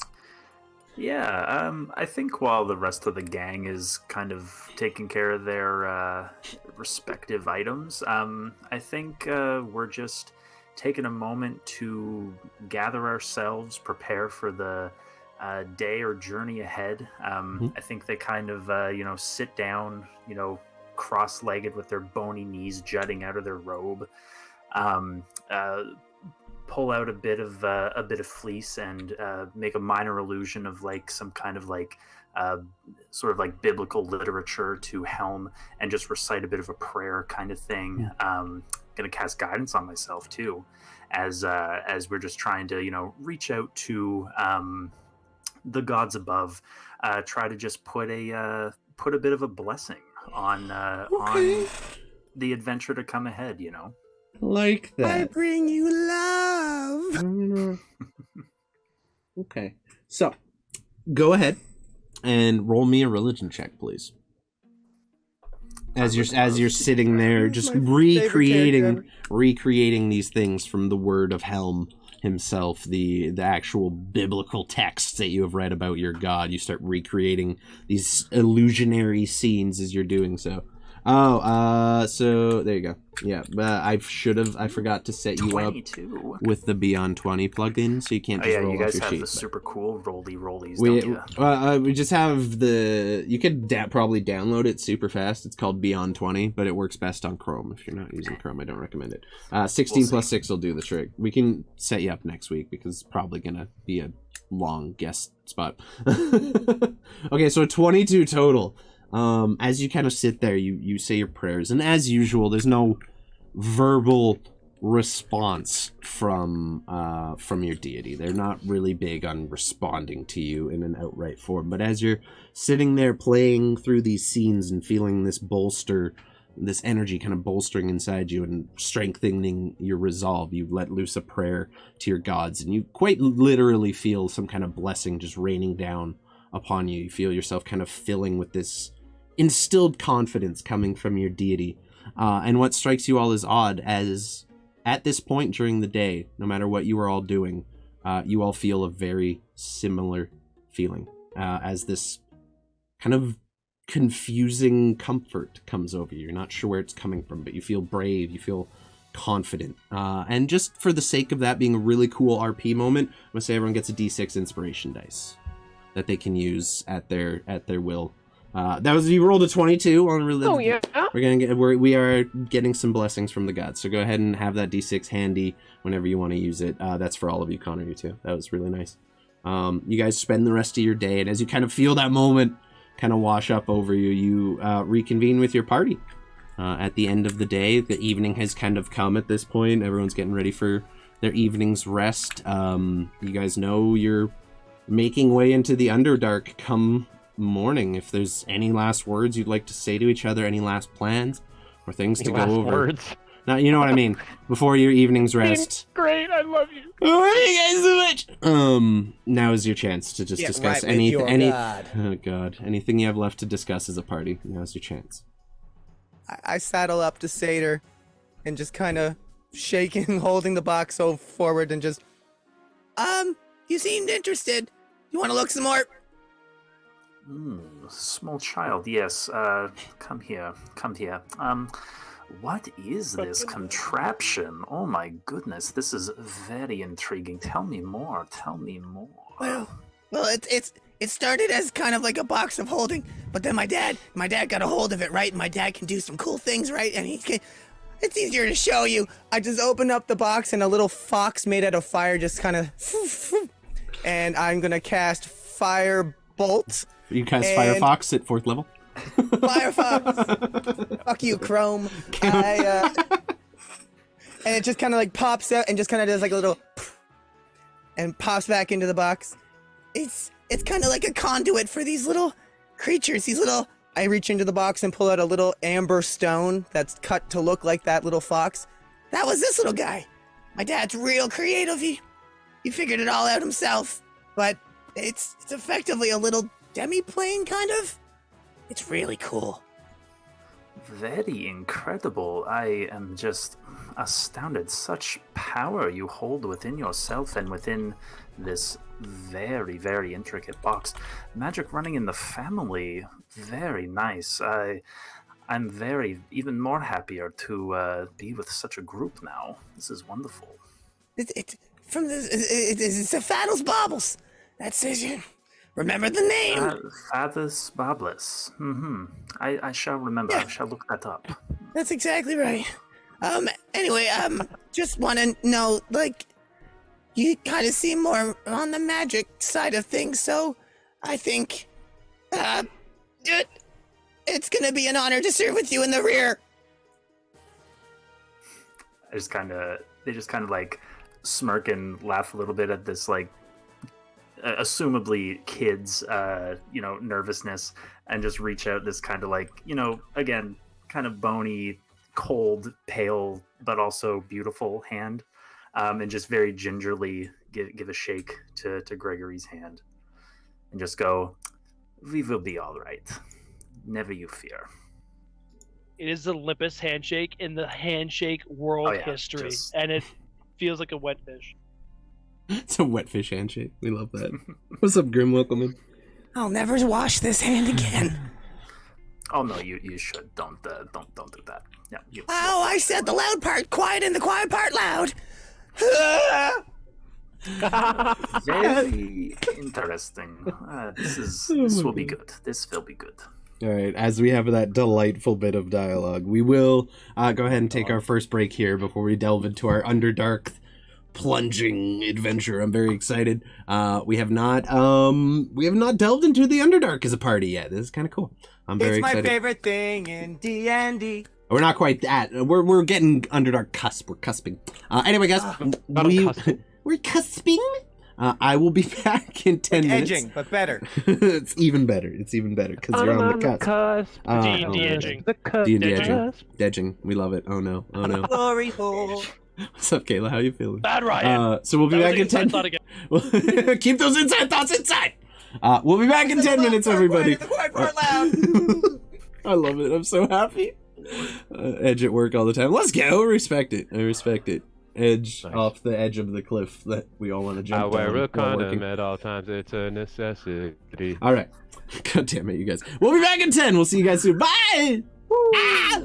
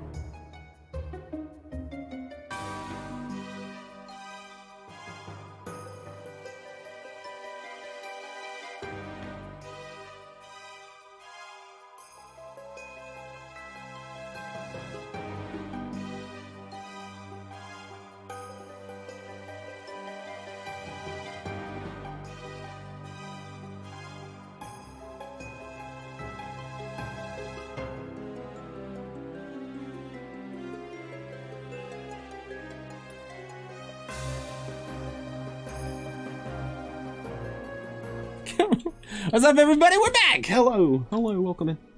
Hope you guys are having a good one. We had a nice little break. I'm excited. Excuse me about that. So you guys don't really need to be on that section of the map anymore. We're gonna go down to Flock here. of seagulls, Ryan. And I ran. Ran So far away. Good getaway. As we pick back up, you guys all got done what you needed to. Oh, we have a hydrate from Trogan, so I'll make sure we do that. If you got water, drink it. I have juice. Deciding you guys were all going to take the cavern route. You decided to do that. You're all tucked in for your last evening's rest before your journey, before your first time officially launching a planned strike against the Imperium, as opposed to the more improvised nature of the way you guys handled things up until this point. Having somewhat of a concrete plan in place, you have decided to, pursue what the Underdark might have to offer on this route. So, you can all hit the long rest button if you need to. We're just gonna, for the sake of time and brevity, jump right into the following morning. Your men are already up and about. You see Steel was right up in the morning, got all the men ready to go, made sure everyone was awake and ready, and you guys all come to as your men are kind of putting away their camp stuff and packing up their gear for the trip and preparing themselves to leave. You guys are ready to head out. Who's doing what? Is anyone taking the lead? What do you guys want to do? What's the route y'all here? don't mind, I've been kind of getting better at sensing this kind of stuff. I'll take the lead if I can. Of course. Troops fallen! Steel kind of like echoes your command as if they didn't hear it the first time, and before he's even finished, they're all falling into position. They all make 2 file lines, 5x5 of the footmen and 5x5 of the archers taking up the rear, and they're all kind of formed and ready. You notice the archers have fairly rudimentary gear, nothing too fancy on them. It's a simple bow and a simple short sword, but everyone is geared up and ready to go. We all love Stanny's familiar Trogan. That's Stuart. We love Stuart. You Mantuka taking the lead then. You lead your division down through the sanctuary. No, Gregory's going to take. Oh yeah. No, I'm just like you lead your men out of this little area. With Gregory right next to you, kind of getting ready to make your way into the Underdark. You head downwards into the tomb of the Star Speaker, where you guys first encountered the Incendis dwarves, and you see that massive hole in the wall that collapsed when you guys activated the ancient defenses here, revealing that ancient passageway that the dwarves took to basically infiltrate your home. You kind of make your way to the wall, and as you look into it's the western wall of this thing, and as you kind of look down, you see it's about 5, possibly 10 foot at the widest staircase descending steeply down into the darkness of a cavern below, just like a straight tunnel descending ever downwards till it eventually twists to the right and disappears from your sight. Gregory with taking the lead, and Mantuka kind of just about 5 feet behind you at the moment as you guys just start off your journey. You see Lynax. Lynax left already. So Ilsevere, some of the other members of the resistance there to say their goodbyes and make sure you're all seen off well. And as you guys are leaving, the last of the individuals to say goodbye to you is a very familiar Mr. Maker, who's standing there, not his usual suit, not on today, just a very plain white collared shirt left unbuttoned. He looks at you all. I'm sorry I can't join you. I have my own things to tend to here, and, with any luck, the next time you see me, I'll have some impressive new toys for all of you. But, in the meantime, be safe, and if you can, bring me back lots of goodies. I think we can do that. Good luck. He kind of nods at you, Gregory, and quickly just transforms himself into you. Stands there smiling as young Gregory. I'll never not be funny. I'm getting better at it. It was like the detail is perfect down to like the last little freckle, and then he transforms back into himself. I'll see you. Take care of yourself. You too. Don't do anything too stupid. Oh, you know us. I do. And that's why I'm telling you not to do anything too stupid. Do our best. Good luck. He kind of steps back. Till next time, friend. Till next time. He kind of Push forward. eyes the new party member a little oddly, not having been acquainted with you yet. As Mantuka gives the order, everyone finishes saying goodbye to their loved ones, their families, your men leaving their own people behind as well. File in, Gregory taking the lead. Are you planning to like go out ahead and do some scouting? Are you kind of maintaining a close distance to the party? Standing, 1 sec. I'm mostly just going to be keeping close to, but try my best to discern with the rock formation, of the growth of different fauna, weather, all that. Okay. So weather, not a whole lot down here. That's a handy thing. Though you do notice, like, just coming from the ceiling through the various cracks in these sandstone caverns and stuff, there is trickles of water that are making the way down from the mountains above that have found their way into these little cracks. So you see, like, the occasional drop coming. Stanny, what were you going to ask? Yeah, I'd like to be right up with Greg so that I can help him out. With the paladin blessings, totally doable. Yes. So and also I'll cast light on his nose. Not daylight, just light. okay. I just Gregory, come here. Boop. And your nose light. Oh, this is great. Gregory, you kind of have to adjust your eyes for a second as there is a bright light just like 2 inches from him. But you get used to it. What were you going to say, Satyr? Oh, I was going to also kind of, float up to Gregory and just say, remember, you are very powerful. You will lead us to victory. And I'm just going to cast a guidance on him as at kind of the same time that Stan taps his nose. So it's just all the magical feelings and emotions going on. Yeah, you're just being filled with happiness and light and joy, Gregory. Overload. Is guidance Sensory back? overload. No, unfortunately, guidance does not stack. That would I be can save for insane. myself then. Everyone casts guidance. We have 6 players, all casting guidance. I can't No. guidance at 6th level. So, as basically the party make their way to the front of the group, leaving. I'm gonna say as you're making your way in, Steele looks to his number 2 and just snaps his fingers at him very commandingly. Rear guard, you got this. Watch our backs. And he files in behind Mantuka, kind of at the lead of the convoy in like a second position there, kind of the middleman. So, Gregory, with your newfound ally offering you a little bit of guidance, and Stanislav blessing you with the light of fucking Rudolph the Red-Nosed Reindeer here. Yeah, you've been blessed with Rudolph.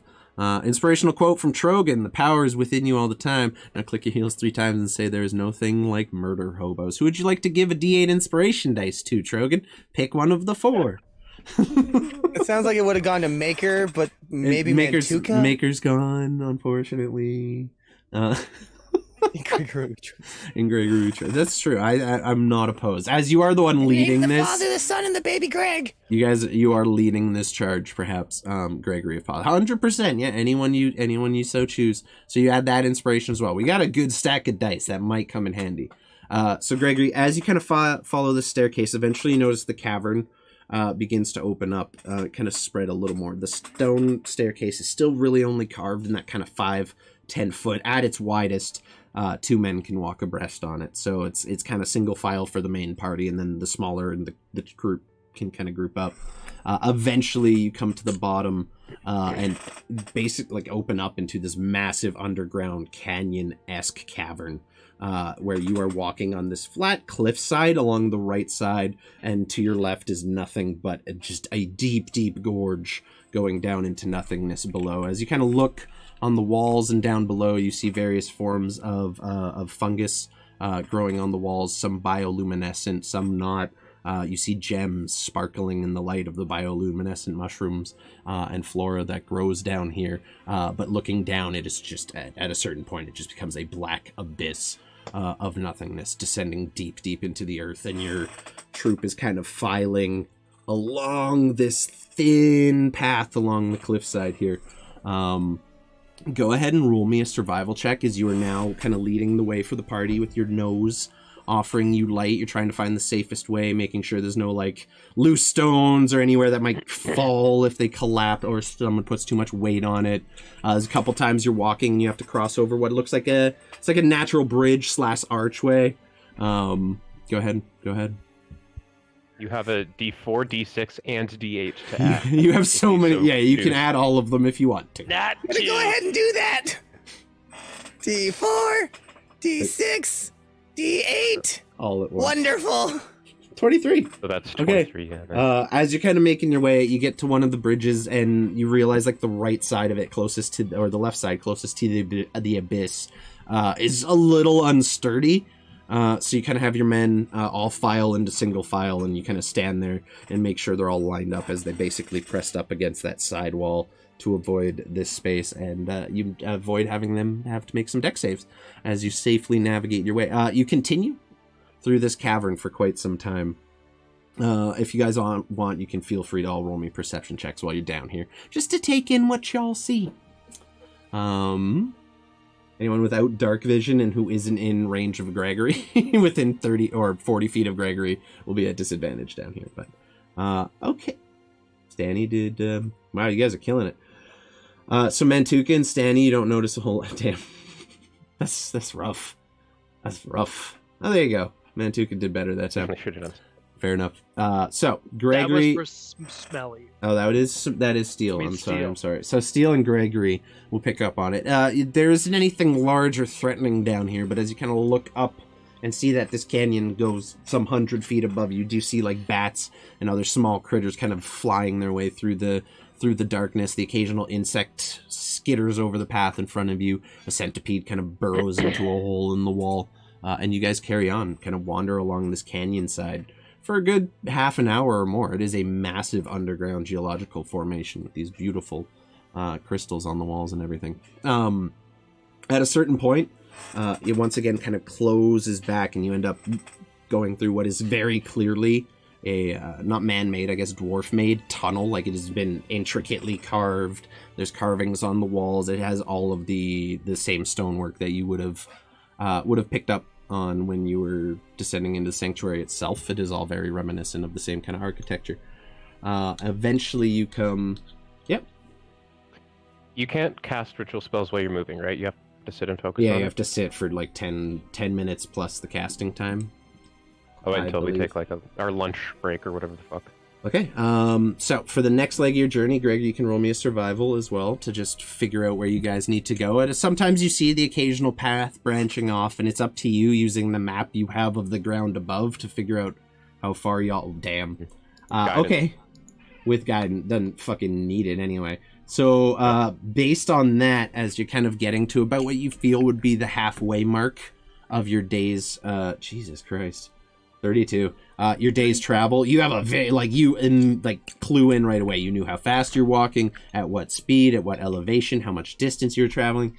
And with that check at 32, you would say you're roughly around probably here by the midday point. Just you'd basically be under the road to Nisal at this point, kind of just making your way under it. Several hundred feet below the surface of the Incendis Mountains and the Ember Steppe. But as far as you can tell, like within a kilometer, that's where you are right now. That was very... Gregory's eyes just roll into the back of his head, and he just says, 47 degrees, 45 inches, 3.8736 north, 12... just starts shooting off I knew he was GPS. the most powerful of all of us. Whoa, I just kind of broke off there. What? But this is where we are, I'm pretty sure. What a series of checks that was. My God, dude. We could I am amazed. surface here and try and find the camp that's right around this area, or we could press on and try and go to the further one. Could probably keep riding this wave. We're doing okay, right? So, but... Yeah. Definitely... I think it would be Trust better you, to hit Gregory.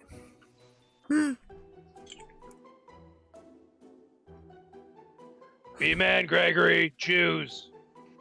Okay, let's keep going. We got this. Let's go. Okay. Alrighty I'll then. just I'll re-up the guidance on Gregory. Re-up the Just guidance. for the next Cannot believe that roll. couple dude. legs. Okay. Re-up. You guys take like a quick little 15-minute lunch break, give the men a chance to rest their feet at a little rocky outcropping you find. They kind of sit along the cliff's edge. Everyone has a chance to grab a little field ration and a drink of water. And you guys continue your journey. Go ahead and, Stanny? During that 15 minutes, I would like to cast Find Steed and summon my Bloodhound. Okay. Boris! I feel like he'll be able to follow us. Boris the Bloodhound. We love Boris. Right. Boris! Yes. Boris the Mastiff. Sorry, he's a Yeah, Mastiff. as you summon Boris the Mastiff, you hear a very familiar voice say, "Hello." He's a good boy. I give him scritchies under his jowls. I am good boy. I am Oh, we haven't seen him since he got punted into... Never mind. I am the best Looking boy. over at Mantuka. Boris, Just sharpening my halberd. Boris like, looks over at Mantuka hesitantly. No. I pull his head back towards him. I mean, you're a good boy. No one told me you all had a pet. Oh, lovely. We have a lot of friends with us. It's Wonderful. really the only way we keep going. This just keeps getting temporary better. loiterers. Temporary loiterers. Pull out some Oh, no. some meat from one of my rations and give it to him. Boris love meat. Another object to eat my air. Very jowly kind of meal. His kind of cheeks just flapping around as he's eating. Yeah. Pure and- gold. Connor, this is a shiny golden Mastiff, by the way. It has like a. Oh, yeah, I'm just-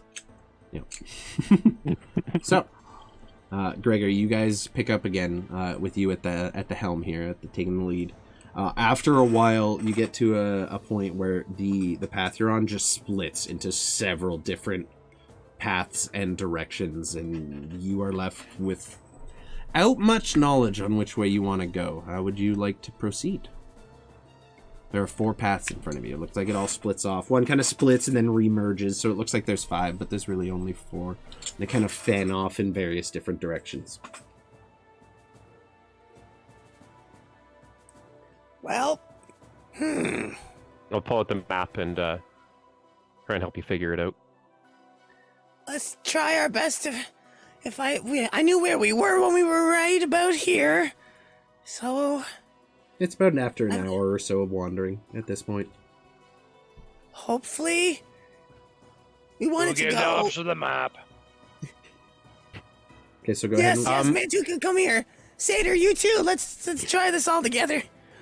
Boris, can you try and smell for which way has the most airflow? Ooh, smart.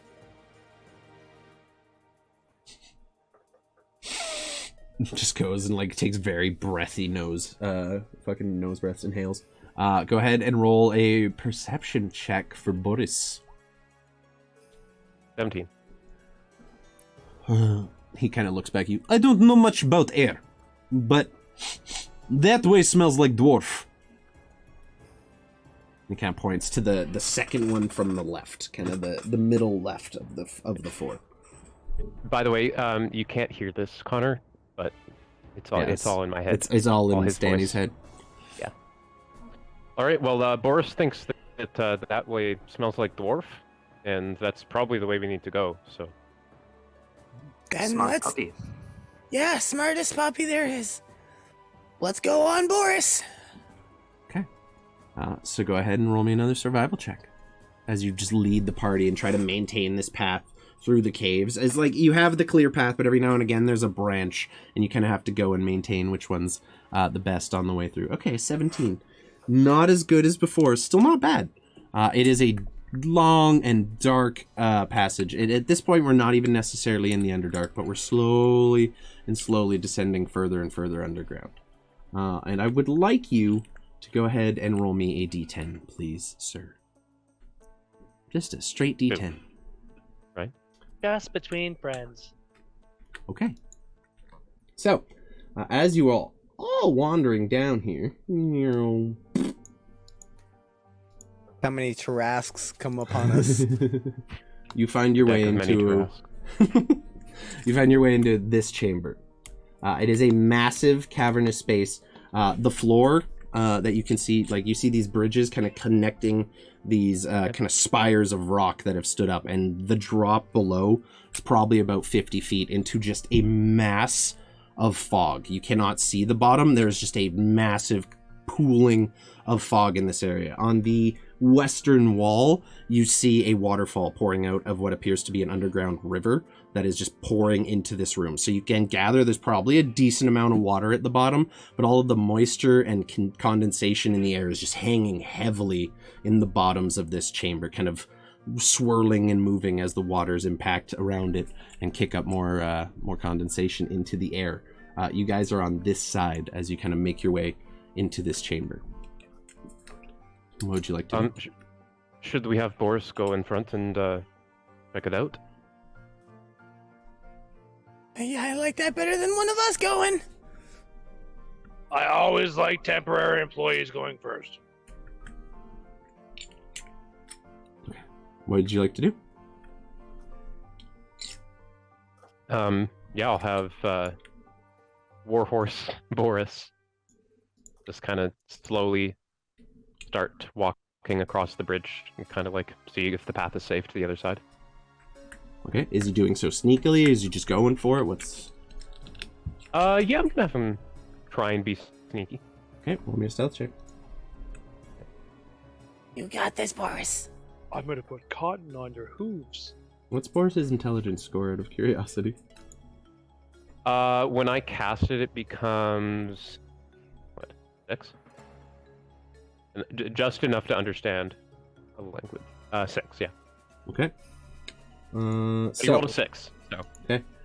He makes his way over. He is not quiet. His breathing is loud, and it can almost be heard over the waterfall. And then as he's making his way, he's stepping on loose rocks. Some rocks are tumbling off the edge and plummeting into the water below with a splash. But he makes it all the way to the other side. If you want him to go all the way, he can make it all the way to the Boris other is end. doing his best. Really? Mhm. Good. Yeah, I'll have him go across, and I'll mentally just say, everything okay? Smells funny. I think it's... Smells funny.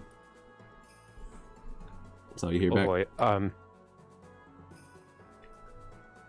Gonna do one of these.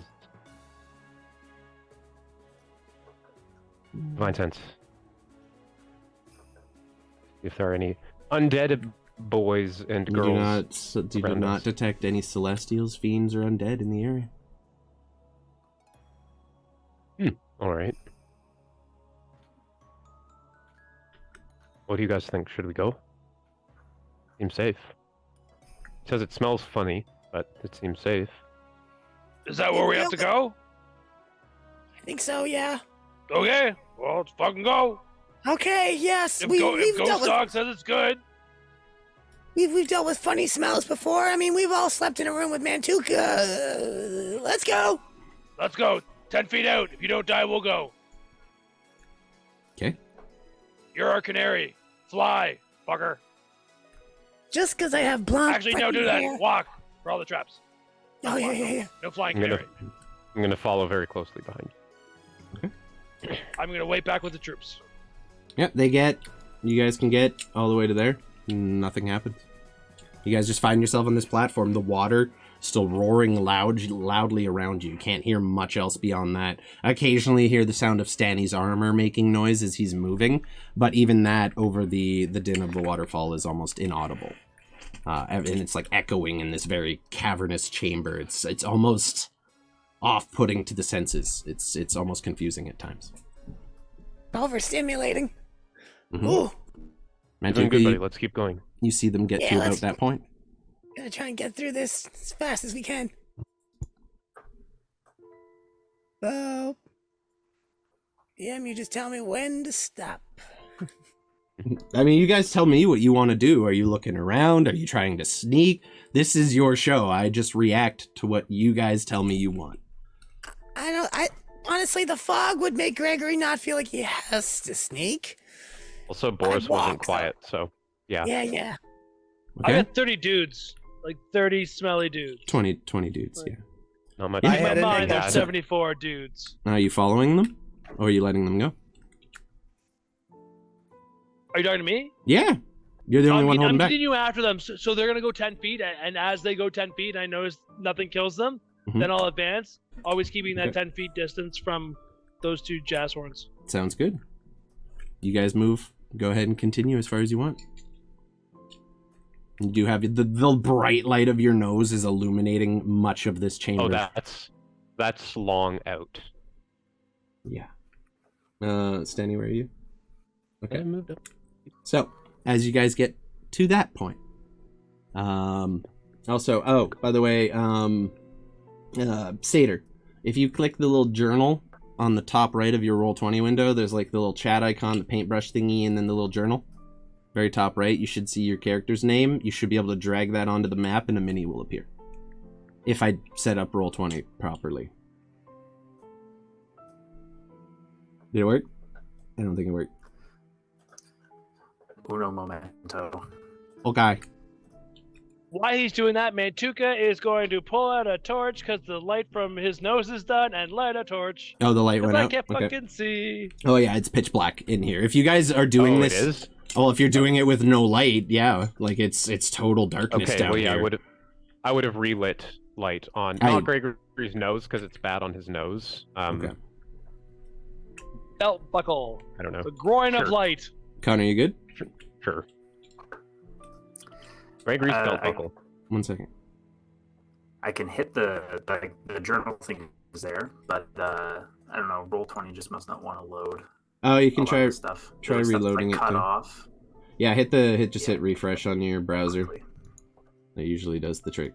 But yeah, you should be able to drag him onto the map. If not, I can put you on there and control your mini yourself. It's no big deal. You guys rolled real high on that detail. As high as you can get. It's Mm-hmm.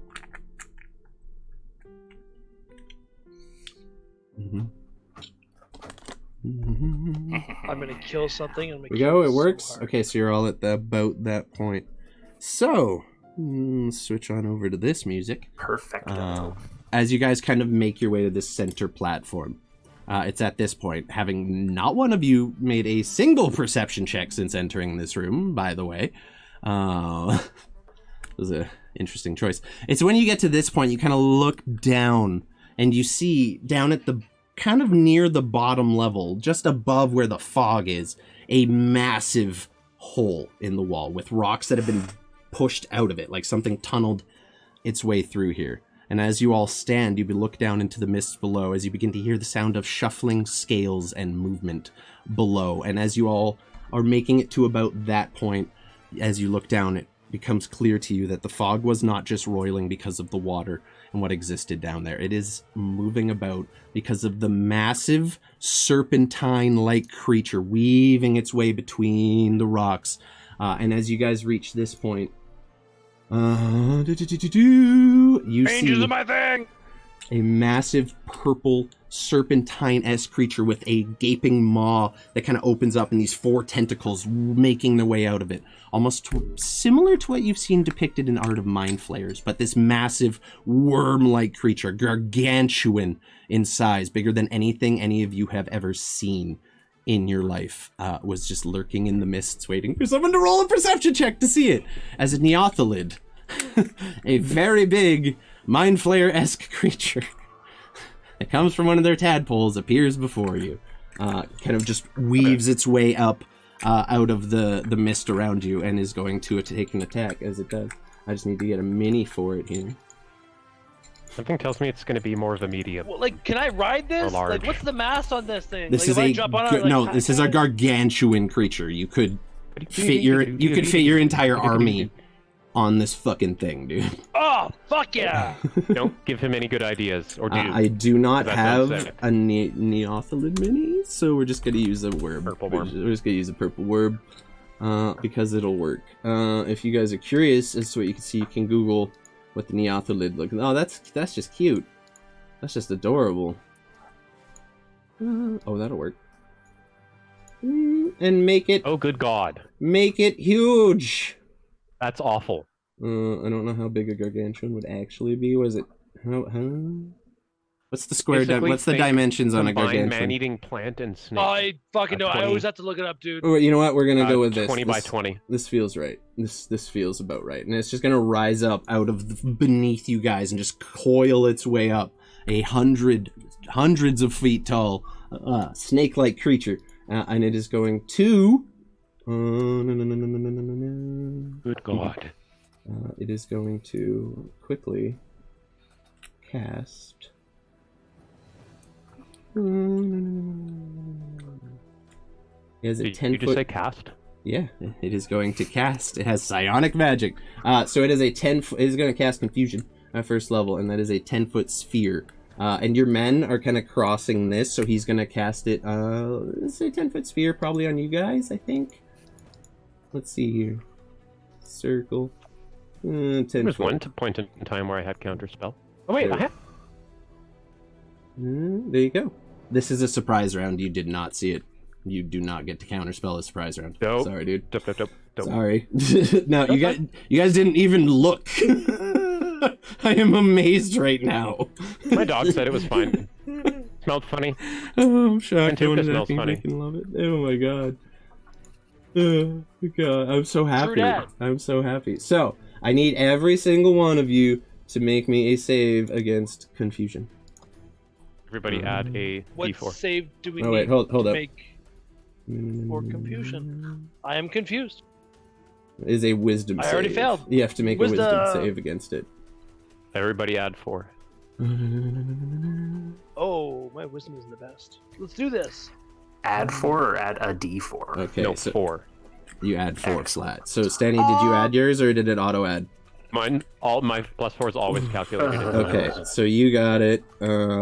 Actually, no, you didn't. You guys had to beat a 16, and if I'm not mistaken, the +4, Connor's gonna do it, so Sader's gonna do it, and Gregory is gonna do it. Mantuka. I rolled 7. I would like to use my inspiration from Yep. Mr. Maker and Totally my lavish. teachers Oh, from yeah. Lee. Yeah, stack them. What's Right. up, Headshot and Jenna? How you doing, guys? How you doing? DM, I also have I have a divine soul feature where if I fail an attack roll or a saving throw, I can roll 2d4 to potentially pass. Okay, well, you succeeds because you're fine with that +4 added onto there. Gregory succeeded. Stanny with the +4, you're just at a 15, so no for you, unfortunately. And 16 for Mantuka just makes it. So the only one who is now That's all that confused matters. is Stanislav. So you are confused, Stanny. You can't take reactions and roll a d10 at the start of each of your turn to see what you do. And then at the end of each of your turns, you can save against it. Cool? Sweet. Love that. So now we are I'm going to open the initiative order real quick. So Connor, here's a fun thing. If you click your, you can't do it because you don't have a sheet. Never mind. Just roll a check and I'll add it up myself. Oh, we love that. You guys just all fucking sent it. Who's that? See, DM, I would you use your kindly dice, add and it +4 makes a to difference. everybody's initiative? Who's that guy? He's not even on here. I don't know who the fuck that was. Dude. Alright, I'm going to roll for this big guy. Not Yeah, bad. Connor, I have paladin auras. Okay, so what am I adding to God bless. what? And Connor, what'd you roll? You rolled a 5. I did roll a 5. Okay. +4 to their initiative rolls, please. Okay, so that'll be a 9 for Connor. Why is it? It says your name is Brogue Uaqua. I don't know why, but that's fine. +4, you said? So that's a 20 for Mantuka. Nice. That is an 8 for Gregory. Oh, that's a 1. That's not 8. Mine's That's a already 5. calculated. I need to look at the fucking keyboard. 8. Stanny's is already in. Wait, why are some of you on there twice? Oh, I see. It's because the initiative didn't clear from last time. So you were at a 17, Stanny. Mantuka is at a 20, so I can get rid of that one. Gregory was at an 8. I don't know why that doubled down on all of your initiatives, but I think we're good now. And then your troops are just going to act on initiative order 20. So they'll act at the start of the round after Mantuka. So I guess that makes sense since you're... How about we just say, since you're their commanding officer, they will always take their action whenever your turn is. Because you're the one who has to issue commands. 100%. Yep. Okay. So they'll go first and then I'll go. Up to you. It's your choice. Their turn happens 100%. on your turn, same time. So, this creature immediately focuses on all of you, and as it does, its tentacles just wiggle in the air, and the mandibles around its mouth kind of flop. And as it does that, you feel these waves of psychic energy just emanating off of it. Most of you manage to shake it off, but you see Stanislav almost standing there limply as he kind of just almost not quite comatose. He's still functionally there, but not. No one's home. Drool comes Yeah, down. no one's home, and you are faced with this massive worm-like creature. Mantuka, what are you ordering your troops to do? / what are you doing? I'm gonna order the range to back up into small pockets. Okay.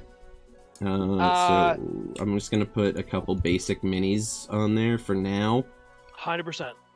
and I'm just gonna put one for each of them, for the sake of my easiness. Easy peasy. So So easy. each one will have 10 people in it. Okay. We'll have that. That's just the easiest way to do it. Let's go an archer. Give him a little green dot. And then we will give you some shield people. And give them a little, let's give them a purple dot. There you go. So purple are your melee troops, green are your archers. And they kind of begin to kind of move back and split up. And they need to steward by. Is the belly actually like? Can someone slash from the platform at this creature? Oh yeah, its head is up. It is within your range. It is now standing like a height above all of this. It's kind of coiled around one of the platforms, holding itself up. So definitely in melee range. So I'll send melee to the gut, order to charge, and I'll leave the range in backup pockets to Pepper. Okay, they can move 30 feet, so they'll be able to move up to there and get around to the Texan. So let's just have them attack as a unit. Roll me a d20. For you, the world. They kind of have to shove you out of the way, Satyr, as they're making their way through. All these troops just walking past you with their shields getting up, creating kind of a shield wall around there. They can't cram all 10 men onto that, so there's a bit of a line real forming. bad. Oof, what did they roll? One. Roll me a percentile. If you roll above an 80, one of your guys is falling off the cliff. Whoa, they fucking deserve it. They Like shouldn't have came. lemmings. Oh no. Oh yeah. Okay, let's real How's quick. 16 feel? We're gonna give him a 10. That's his HPs. This guy's also gonna have a 10. That thing is really big. So 16's fine. You see some of them step forward and lock in a little bit of a shield wall. There's only about 4 of them who are managed to take up the edge of this, and one steps forward to try and get a good stab, and as he does, he kind of stumbles, and it takes one of his other men to just reach in and grab him, catch him on time, and hold him back into the line so he doesn't fall into the depths below. You see the creature kind of lock its gaze onto them as it does so. It is your turn now. Your archers can take a shot as well, of course. Like Then we will launch the archers as well. Okay. Dirty D20. Roll another d20. Unleash the archers. Unleash them. They can't do any worse than No. the last one. I mean, if they roll a 1, they'll likely be hitting you guys, but Boom, there we go. No, we're Okay. good. We're good. 16. Jeez. That just hits its armor. So as you watch, your 10 archers Fuck all this worm. line up a shot on their short bows and fire. Go ahead and roll me. Since they attack as a unit and that was a hit from most of them, I'm going to say roll me 10d6. 10d6. That is a lot of d6. There we go. 42. Got it? Oh, that's so good. In Russia, D6 you. Love that. So, as this creature rears up before you and you see it affect Stanislav somehow, you issue your men a command and they unleash a wave of melee attacks, and then you see a just wave of arrows fly in from your archers, and some like don't quite make it through the armor, but a number of them manage to gain purchase.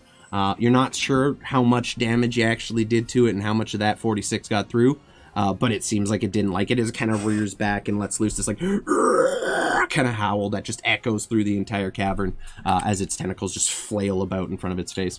That'll be their turn, so this is you. What do you want to do? Sweet. It's getting quite cramped on this platform that you're on by now, by the way. That's okay. I got a halberd with range, so I'm just gonna come right here It's and more the like clustering. aspect, Yeah, but do you? And then I'm gonna make sure there's like troops in front of me, so I have my own like little like human shields, Mhm. just because I deserve it. Just attacking above the shields with the halberd. Yeah. Love it. And then Love it. I'm gonna like fucking rage, and then I'm gonna make my fucking attacks like a OP Go ahead. bitch. Go ahead. Hell yeah. Oh, shit, I'm gonna do reckless too, just in case. Yeah, 26 to hit. Sure that hits. 26?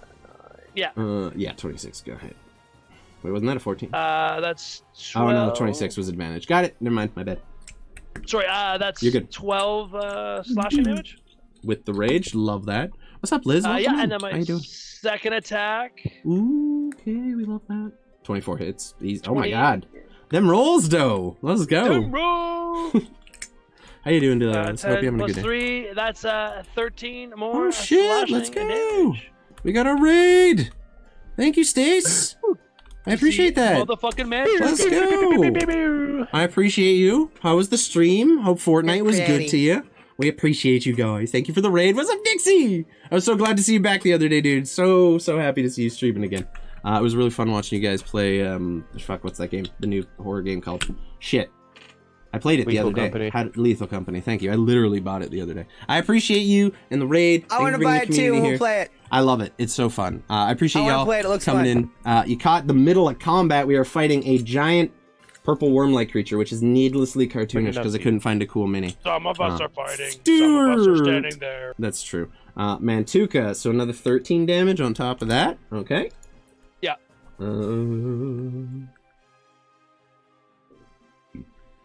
Okay. And with that, I'm just gonna stay there with Oh, those damn. jabrones as my 570 bits from Atomic Spider Pig. Let's go! Thank you for the biddies, my friend. God damn. Spider pig. Spider pig. Does whatever a spider pig does. Thank you so much. I appreciate that. God damn. Okay, it's popping off right now. You guys are the best. We thank you guys for coming to check out the D&D and spreading the hype. So Mantuka, you got all your attacks in. No backhand attack with your bonus action this time. Oh shit! Thank you, DM. You You're totally. welcome. I got you. Thank This you thing for sorting me take out. the HP loss. Don't even worry about it. It can handle it.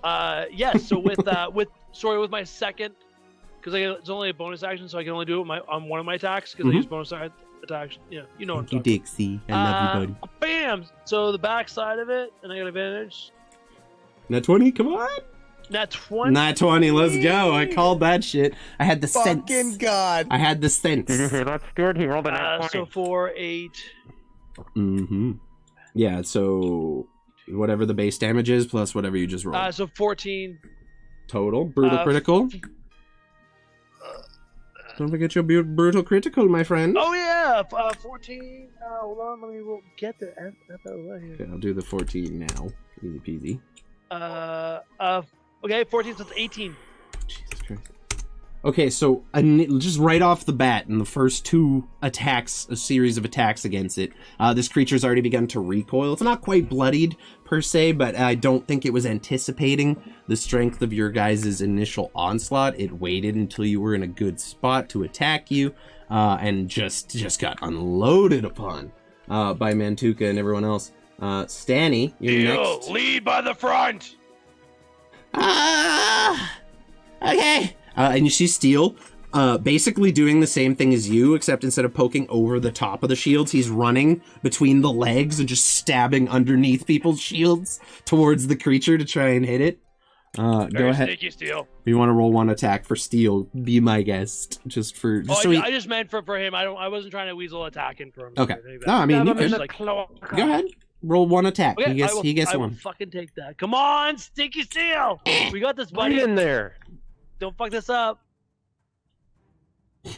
Yep, that's He fucked it up. That's 10. He reaches out and stabs and misses. You just can't get through the natural armor on this creature. Stanny, you're up next, dude. What do you want to do? It's I will already. roll a D10 to determine what I do this turn. It is 'cause I'm super confused. crowded on this platform. Oh yeah, that's true. Yeah, roll me a D10. Let's see what you do. See, I'm just gonna put this in the chat. What'd you get? I get to do nothing. Uses his action to make a melee attack against a randomly determined creature within its reach. So that's Mantuka. Okay. Yep.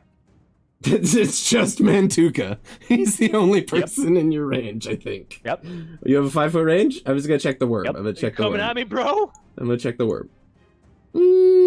Technically, the worm's... You did a goat, I'll eat you, Stan. Technically, the worm is kind of in your space based on how big its square is, so... But it is a random direction. So I'm gonna say this. Roll a d4. Roll a d4 on a 2 or 4, it's Mantuka. On a 1 or a 3, it's a worm. 50% chance down the middle. Come on, odd number. You attack Mantuka. So in your panic after this creature appeared and you suddenly felt your mind just go fuzzy and this confusion kind of take over. You don't know where you are. You don't know who these people are around you, but you are scared. And you lash out against the first thing you see, which is this giant, monstrous minotaur. Go ahead and make an attack roll, please. You reckless last round, right, Mantuka? Yep. Add advantage, please, Stanislav. If you smite, I'm gonna fucking murder you.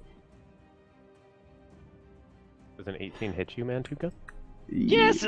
Yeah, I'm a I would say it naked does. fucking I will ball. say you're Nipple too... rings. Come get me. In your state of confusion, you're not able to smite. We don't have to worry about that. If you were No, I being didn't think mind so. controlled, you'd be smiting, but you're not. That would be hilarious. Unfortunately, every single melee hit that lands does an extra d8 of radiant damage.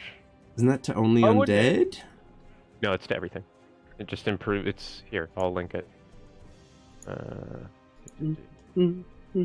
That's very likely. Isn't that the awakened version though? Oh, it's your improved divine smite. It's not No, the that's hammer. just my. Yep. It's just a class thing. So So, sorry, buddy. 12 plus 3. Oh my god. I'm raging, so. You take 14 points of bludgeoning and 3 points of radiant. 14, so 17 total. 14 is bludgeoning, so half. You get 7 damage, plus another 3. So 10 total off the top for you as you are focused entirely on this creature, attacking above your shield wall with your halberd, and you feel a crushing blow of a warhammer on your right collarbone, and you see the hammerhead of Torm's Justice, the hammer gifted to Stanislav by Sir JT the Just, has just caved in part of your collarbone here and is just digging into the muscle, and then it moves away. It is just one attack. You don't take your whole round of attacks, thankfully. Good. But you look back over your shoulder and you see Stanislav with just a glossed over look in his eye, wielding his hammer, and there's just fear as he's looking at you. And you roll me we're gonna say roll me a free insight check here, just so you can maybe figure out what's going on, because you didn't really see what happened to him while you were engaged. Insight, certainly. Mm-hmm. That's pretty average. 11. So above a 10, I will say you can tell that wasn't Stanislav betraying you guys. You can very clearly see there's something wrong with him, and he's not necessarily in full control right now. Stanny, blue on blue! Can I roll a wisdom save now? Yes, you can. Go ahead. As your turn comes to an end. You gotta be a 16, I believe it was. Yeah, 20. There you go. Dodge a wrench, you can dodge a ball. So, lucky for you, as you kind of shake it off, as you realize as your hammer's coming down and there's just a bruise already forming on Mantuka's shoulder. You have a pretty clear idea of what you just did to your own ally. That will, however, be your turn. Can I just have her shaking out, be like, "Oh my god, I'm so sorry. I didn't mean it." Sure. Yeah, free action to talk. Next up is going to be. Does Boris get to do anything? I would say you have to command Boris to do stuff. It's part of his thing. So if you are not capable of giving commands, no, he is just standing there observing right now. He will try to protect you, I believe, but unless you give him a command, I am pretty sure he just takes the dodge action on his turn. Could he have not moved mistaken. in closer? Like, would that be a part of protecting? If you're not capable of giving him a command, he just takes the dodge action. Yeah. So Okay, he's just Gotcha. there for now. Yeah. He's Maybe she has the confused dodge seeing action what's on, happening to you. I get an advantage from Ugly Kid Joe Cross. Thanks, buddy. I appreciate you. That's good Yeah, but you because also yes, have a That is disadvantage. less helpful. yes, yeah, I do. No, but I have a disadvantage, so now it's canceled out. I'm happy. I get a straight roll. Life You is don't good. praise Mogus. As you guys all are kind of rounding on this creature, it is going to.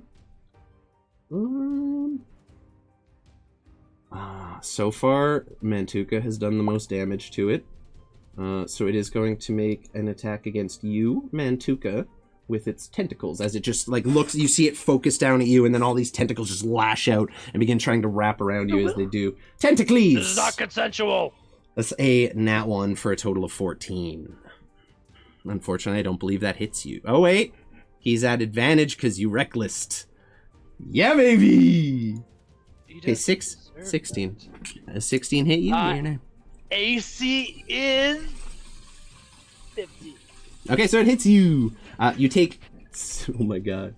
Okay, so you take 26 points of bludgeoning. Oh my god. Yeah, you take 26 points of bludgeoning damage, reduced to 13 because you are raging.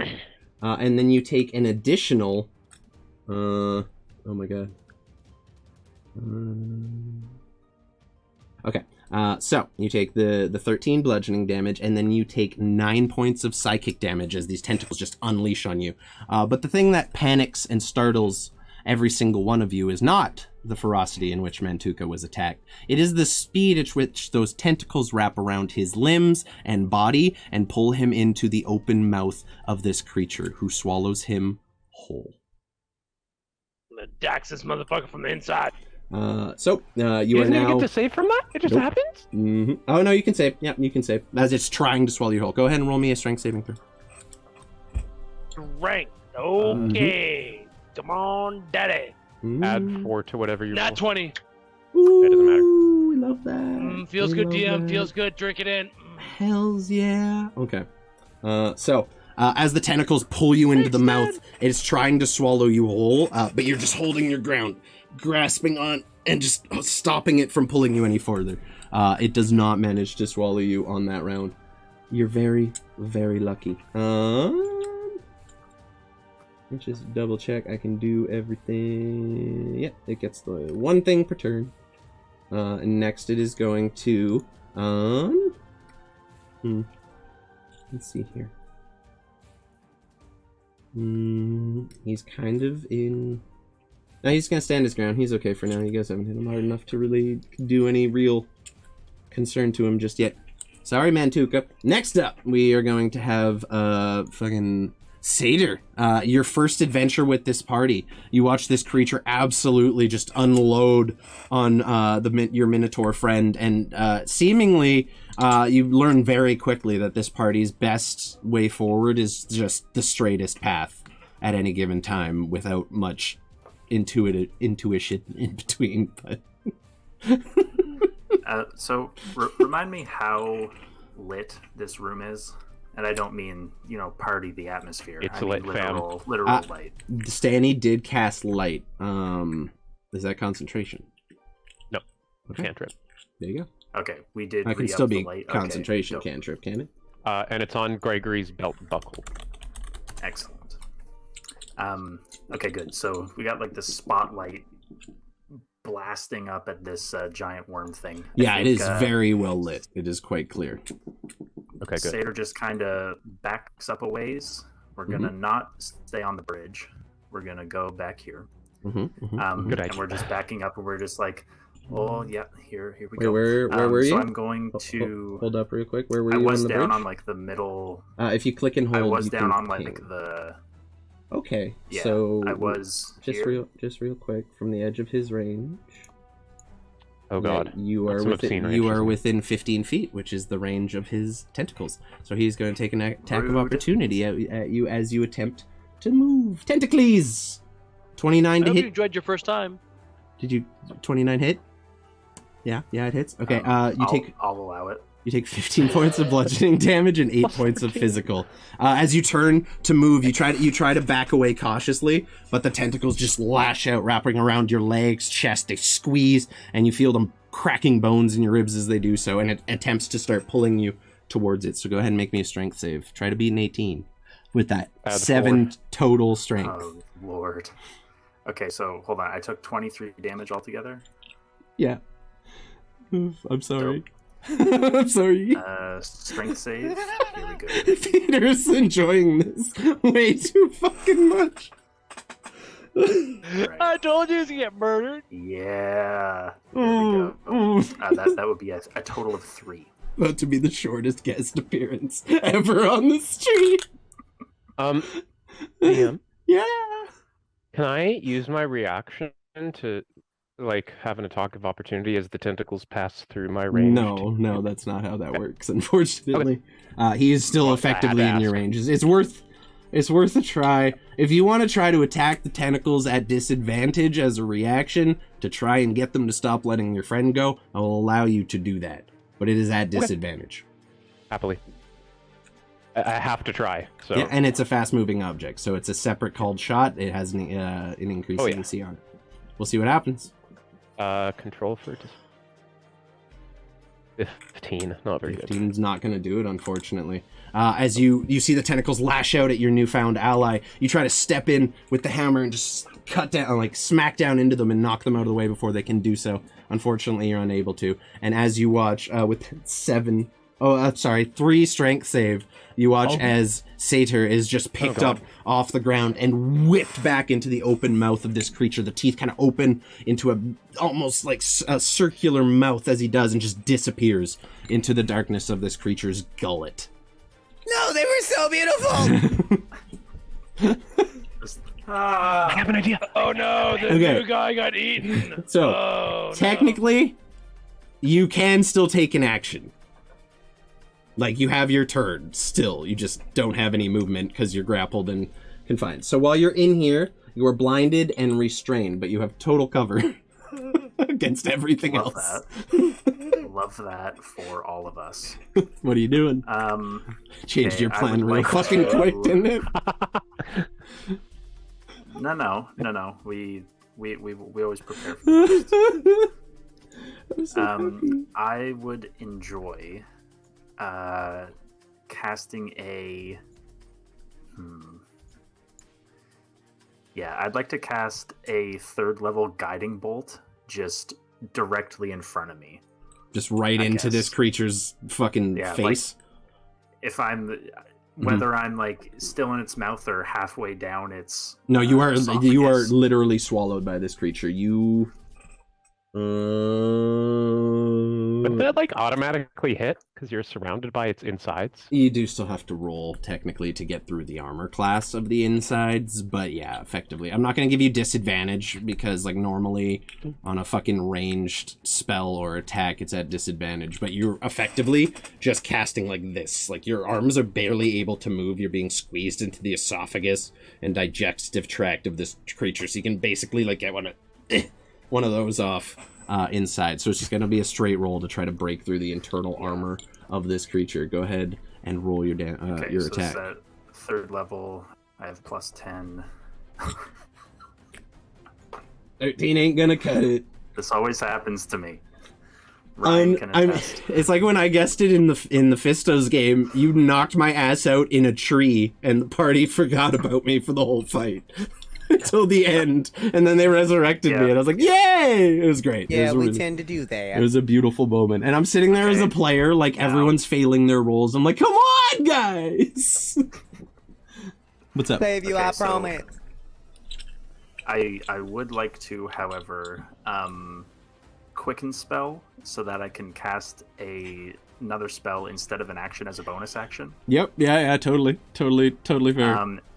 And I'm just going to try and toll the dead this thing from inside its mouth. And it's got to make a wisdom save. Okay. It's at 17 is my DC. Okay, it is at advantage because it has magic resistance, and it's a 22. Okay. Unfortunately, it does not take any damage. It takes nothing at all. Sorry, dude. What a jerk. That was a rough turn. I'm sorry. I'm sorry. Okay, so we're gonna take your mini, and we're gonna stick you behind it. Yeah, you just watch your new teammate get swallowed whole, like just devoured. Next up, Gregory. So poetic. Okay, so you're behind it, and I'm pretty sure he can literally swallow as many people as he wants. So this should be fun. It's fair. He could eat the whole army. Probably. He literally could, yeah. There was that 10 on the encounter D10 roll that I had you guys do. That was. I don't want to be poop. Yeah, you're going to be poop. I don't want to be. Next up, Gregory. You've watched all these events unfold in the matter of seconds. What are you gonna do? I open up the box and. Is there about, I can tell that it's about 60 feet wide for sure, more than that. But is the ceiling about 10 feet up? No, the ceiling is several several feet up, probably 50 or 60. 50 You or guys, 60? yeah, you guys are basically in the middle of a room. It's about 60 feet up and another 40 or 50 down. And this creature is It's like coiled a big itself. open cavern that's opened up. Basically, and this creature is coiled between these two pillars, basically wrapped around them, and is just like arcing up like a cobra above you guys. Fantastic. Gregory goes ahead, opens up the box, and holds it above his head, and y'all just hear a steady as a clown with floating hands floats up out of the box, and he's holding a giant electric guitar, and I cast Call Lightning down on this motherfucker. I thought he was All within I thought he was casting Call Lawnmower. Go ahead. And that's A giant green and yellow deer appears. I like to cast John Deere at level 6. I will be casting Call Lightning at level 6. Okay. And Good God. that's going to be a 16 deck save. One second. I'm just. Okay, so basically you just create a cloud. In Is the with the center point it being does. the Storm worm. cloud. The storm cloud just appears. Love that. Love that. And I know it's like because the rule was if you're outside and there's a storm, you can control that. More. Yeah, you can control Yeah. the storm, which is cool, but that's not More quite damage. the case. So go ahead. You said it's a deck save. Yep, from him? 16. Saving throws against spells. Its dex is a 7, so it's not great. Come on, baby. 18, natural 20 minus 2. That's Let's go! okay, because you still take half. Yeah, you still take half I'm of pretty this. sure it still takes half, yep. Hup, hup. Let's see. So 36 halved would be 18. Substantial. Damn. We love that. So you see the lightning just crackle down from this cloud that kind of like a storm cloud appears above you guys, and you see a lightning just crackle down and light this entire room. And as it does, you can now see in the dark corners of the room several tunnels where this creature has tunneled its way around. This kind of seems like a bit of a center point. And the thing that stands out to you, a lot of the tunnels are very recent. They look brand new. There doesn't appear like a lot of weathering has happened since they were made. So you gather this is probably in the last few weeks this creature has come in here. That being said, you see the lightning just arc down its body, kind of coiling around its worm-like structure as it does so, and it kind of recoils and tightens as it does, and then immediately recenters itself. It did a decent little chunk of damage there, but he's just getting angry. You won't like me when I'm angry. And instead of going back into the box, the floating clown head just starts to quietly play a sort of heavy metal picking pattern as it floats behind Gregory. Yeah, I love it. Okay. Good job. So you guys have some battle tunes now as this kind of creature just floats around doing some super sick chugs on guitar. Yeah. And you guys have a bit of a battle tune happening as all this is going on. Next up in the order, we come back to the top of the round. Mantuka, you and your men. What do you want to do? Okay, melee first, strike. Go ahead. And that's just a straight D20. Straight yeah? D20. Yeah, they attack as a unit, and then we just up the Yeah, damage no based on worries, how many men are in there. just Boom, let's see how that goes. Not so good, 7. That's a good. Same thing. They're trying to like crowd around each other at this point and stab over. At us, they kind of almost hinder each other at a certain point. Yep. And a lot of the attacks aren't getting their full, like technique. There's not a lot of power going 100%. into the strikes. That is it for them. Go ahead and roll your archers. Archer if you'd like stack. to. Go ahead. Roll D20.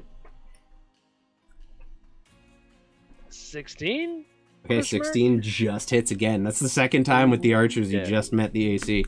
Same thing, a volley of arrows fly, so roll me 10d6.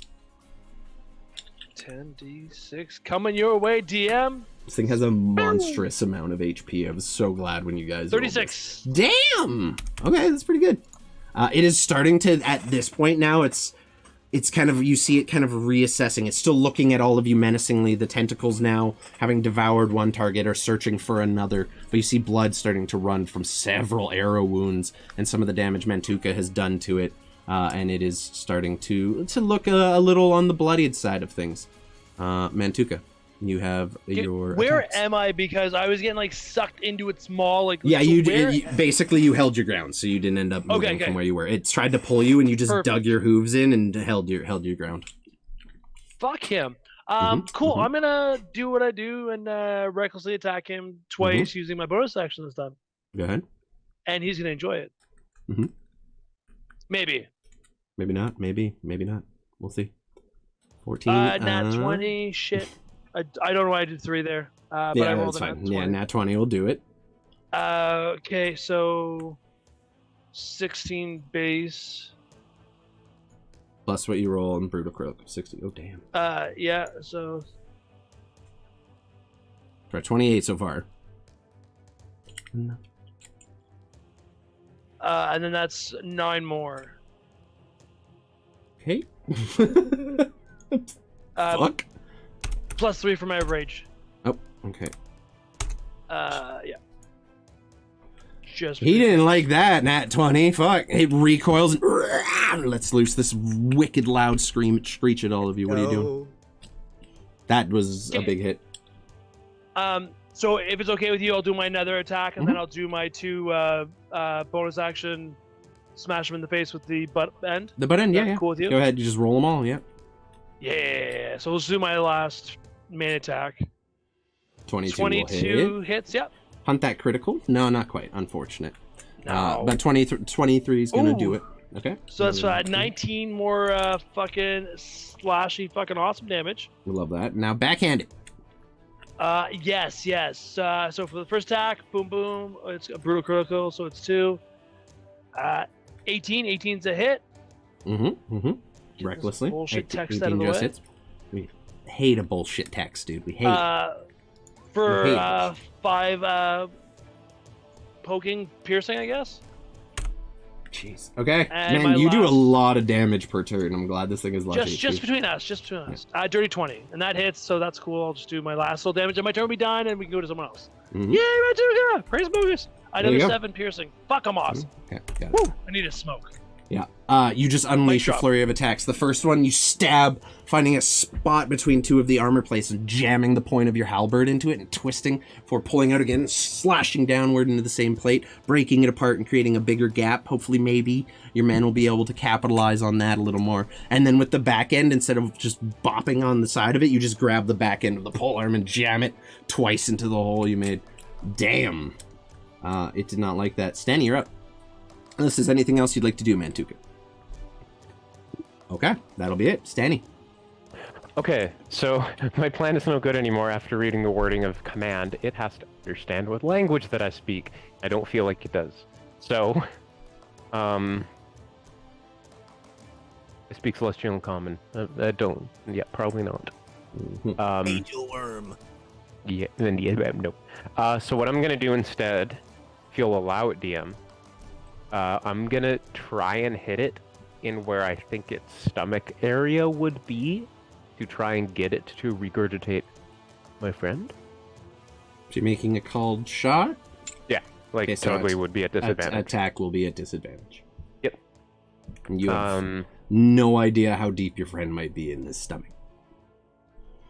If I That's had worth a a try. nickel. So, Yeah, if it hurts him. Riot! Go ahead. Gay people are As a- rotted. But firstly, as a bonus action, I'm going to use Burning Smite, my Go ahead. racial ability, and then I'll do my attack us. Okay, go ahead. 1. Not gonna hit, unfortunately, with the 14. Unfortunate. You try to strike on the body as hard as you can with the hammer, and it just ping off a piece of like hardened carapace. Go ahead and Cool. make your next attack. Same thing. Still have that inspiration? Same roll. He blew it. Didn't you blow all? He blew all I've his used- inspirations yeah. on everything. Yeah. On that. I on the, was grasping, DM. yeah. Just grasping for yeah, I'm no. trying to. You try to unleash 2 attacks against it, and you just cannot find way. It feels like, despite you think maybe its stomach would have a softer armor, it's almost like it's evolved to protect that area, and it doesn't seem to get through. That gonna be your turn? Yeah, I mean, Branding Smite's still up, because nothing hit, so that's all good. Okay. Next up.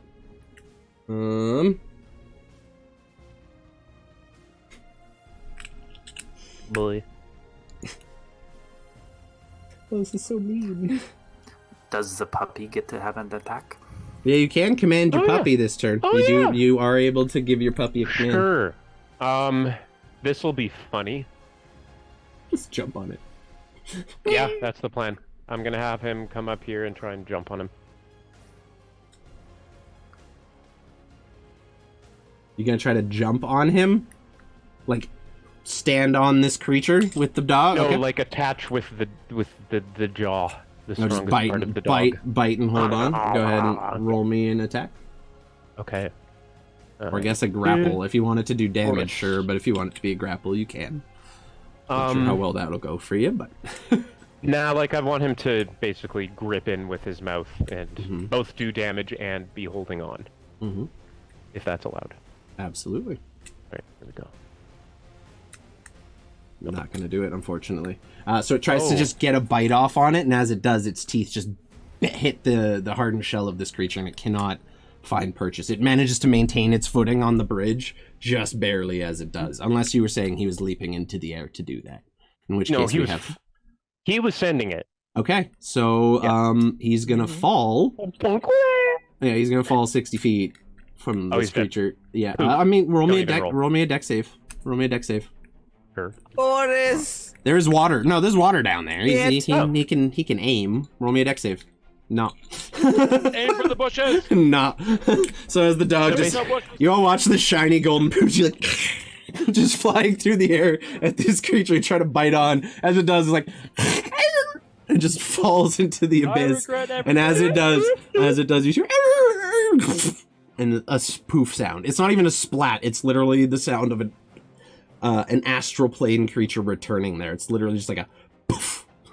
Out of all of my summons, Boris has quite by far the least HP, so even from 60 feet hitting water like that, yeah. The least HP and the most personality. We love Boris. Unfortunately, Boris is down for the count. So... Get a good distraction. It's like Boris's goal in life is to die.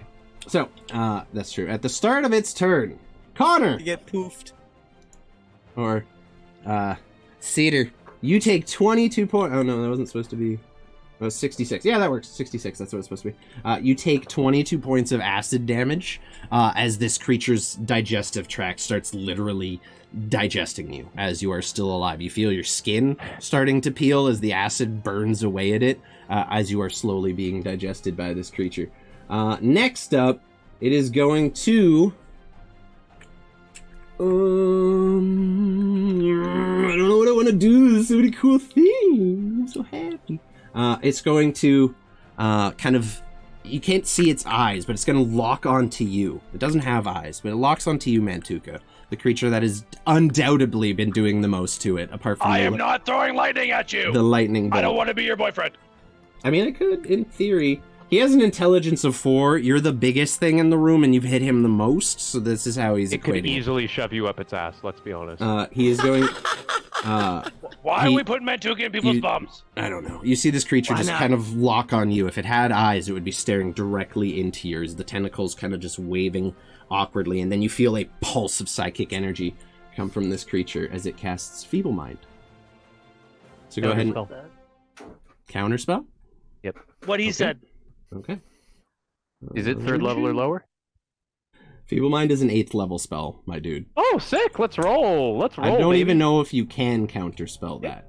I have to roll, Yeah, no, let's hold up. If it's casting spell of 4th level higher, I'll allow him. You have to roll an 18. Him. You gotta roll an 18? I roll 10 plus spells level. It's just a d20, right? Plus my modifier. Plus your Charisma modifier? check for a paladin. Okay. Plus 4. D20 plus 4. Come on, baby.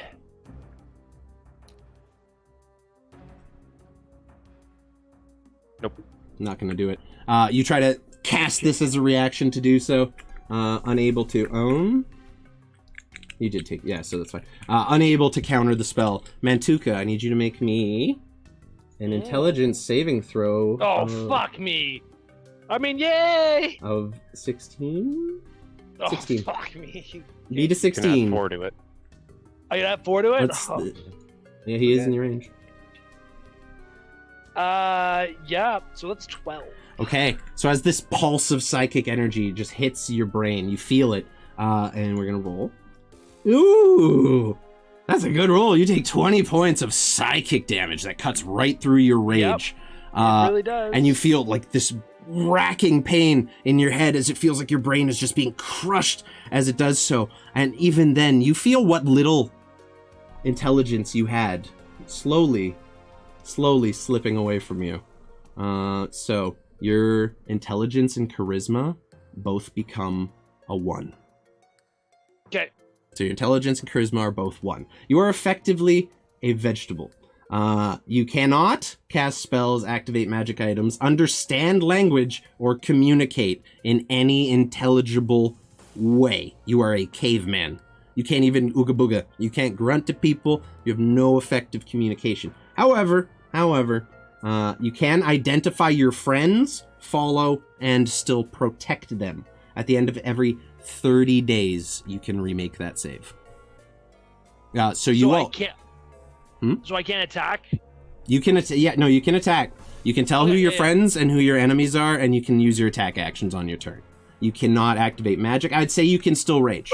I will allow you to still be raging, because Raider rested. It doesn't take a lot of intelligence to be a rage monster. So, you all watch as this creature, you see almost like this pulse come off of it as it kind of looks at him and pulses all of its mandibles at once. And then you all watch as Mantuka's jaw just goes limp and a little trickle of drool starts to come out. His eyes kind of lose their focus and he looks around at you with just a look of barely recognizing. Like there's a slight look of recognition on his face as he makes contact with all of you.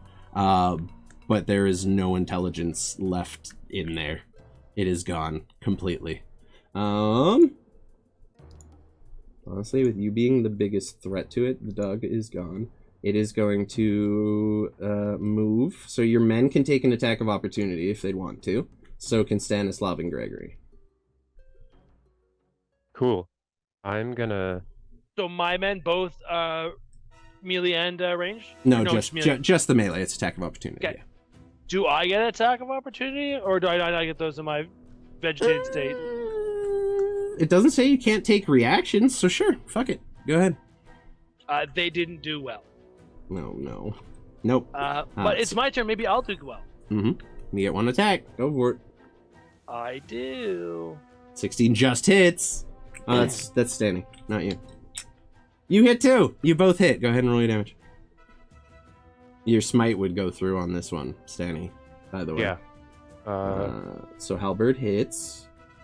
For 13, and then the creature's speed is 0 if you're playing that way, or if, I don't know, if you're doing a gargantuan creature, that doesn't affect him. I won't take whatever flavor you're trying to go for away.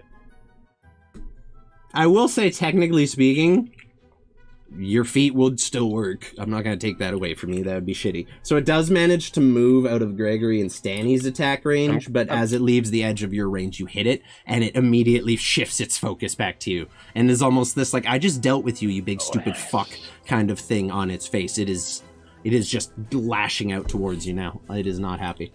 Stanny, I hit it for 37. Okay. Yeah, smited. You unleash your smite as the hammer just comes down as it's kind of coiling away from you. Bright flash of radiant light fills the cavern, and it kind of recoils, and then as it moves out of Mantuka's way, Mantuka, you just step in, stab into it, and hold it there, and just get your halberd into it, pry it out as it turns back around you. You forgot what? I forgot to say the word! What word? Rick Yvonne! Yup. To make my hammer glow more. I'll do it next turn. It's fine. Trick Yvonne. Yeah. So, as all that's happening, he just barely manages to leave the space of Gregory and Stanny. Mantuka is still within your range. That will, however, be its turn. So, you are still inside of it, Cedar. What do you want to do? All right, so we're in like the belly of the beast now. You're like right? still it's not like, to give it more like a snake where it's just a long digestive tract. So basically, yeah, you're in the belly.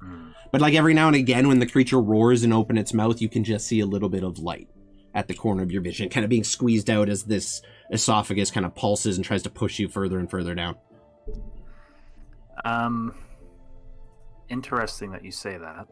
How far would I be able to tell how far into this thing I am? Roll, I'll say straight intelligence check for that. This is just like how far you've traveled. Groovy. Try to perceive as well, but that would be disadvantage because gosh. it's constantly like opening and closing. It's hard to pick up. As far as you can tell, it's maybe anywhere between 30 and 60 feet inside of it already. It's about 120 feet long. Okay, I think it's still worth it. Could I, if I'm doing my best to look at the direction that I think is out, like towards any kind of light. Yeah, you do know that your kind of... your feet are down and you're looking up. Like you can see where out is. It is towards your face. Is there any kind of sense that I can gain that I could misty step to the point that I can see out of this thing's mouth? I'll say roll me a perception check. Not at disadvantage, just a straight perception check. This is hard. This is not easy. You're trying to pick a set location beyond this distance while this thing is actively moving and twisting. What'd you roll? Let's see if I can roll a 2-digit number here. Nope. No. You can definitely try. I will not stop you from trying. Where you land is going to be a little up in the air. Yeah, we're going to Misty Step anyway because it's a bonus action. Every now and again, you kind of see this little glimpse of light. So if you time it right, you could effectively cast your Misty Step because you can't see. You just don't know where you're going exactly. Yeah, I'd like to just get the feel and like try to time how often it's like opening and moving around, and like just the first glint of Gregory's belt that I can see up in the air. I want to try to get to that point in the air. I don't care if I fall. Okay. So you can teleport 30 feet. You're not sure if that'll get you out of the mouth or not, but it's worth a try. So go ahead and what's the fairest way to do this?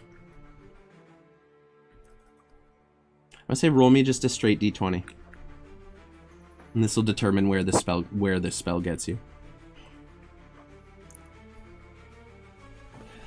You have very bad dice rolls, my friend.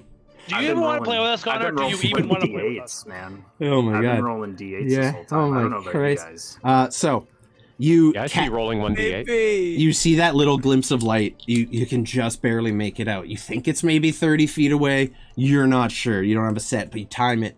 And you wait until that glimpse of light happens and you cast your spell. And as you do, you appear just on this creature's tongue, right at the base of its mouth, right in that open maw, but are no longer effectively swallowed. But you're more or less standing kind of amongst the tentacles, trying to hold on at this point, just above the entrance to this creature's esophagus. Okay, not the worst. That's better. Yeah, you see your party fighting. You see Mantuka standing there like...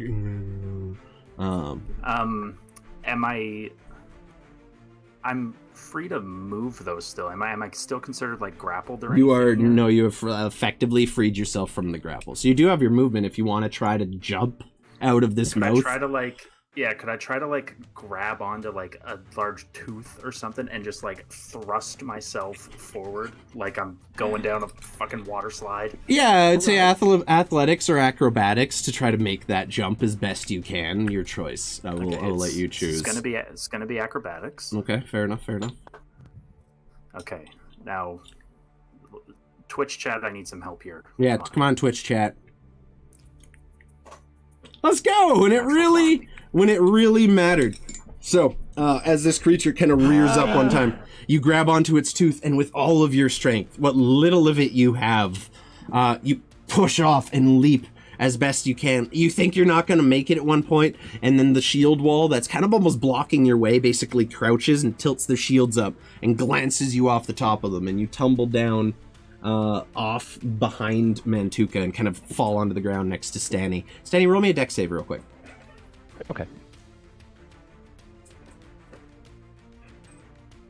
Okay. As you see Satyr just appear in the mouth of this creature and then leap over the shield wall, getting kind of knocked your direction, you look and you see there's a pretty good risk of him falling off the other side. So as he kind of slides onto the dirt, you quickly, with your shield hand, just kind of barely manage to grab onto him or them and hoist them back up to their feet onto the platform. Got you. There you go. I try to say thank you, but my skin is still bubbling and just Yeah. like snapping and peeling, and I just look terrible. So it's just ah. Yeah, Just standing a lot as of you, bad sounds and bad smells. not so graceful now. Go ahead. I still have an action technically, which I can. No Misty cast a Steps. cantrip with. You can cast a cantrip. I would like to. Let's just toss an old faithful firebolt at this thing. Okay. It doesn't have it's got some HP left, but it's looking real haggard now compared to when you went inside of it. If that means anything. And to now you. we're back. Now we're back. We're back. We're back. Okay. No, not gonna cut it. That's fine.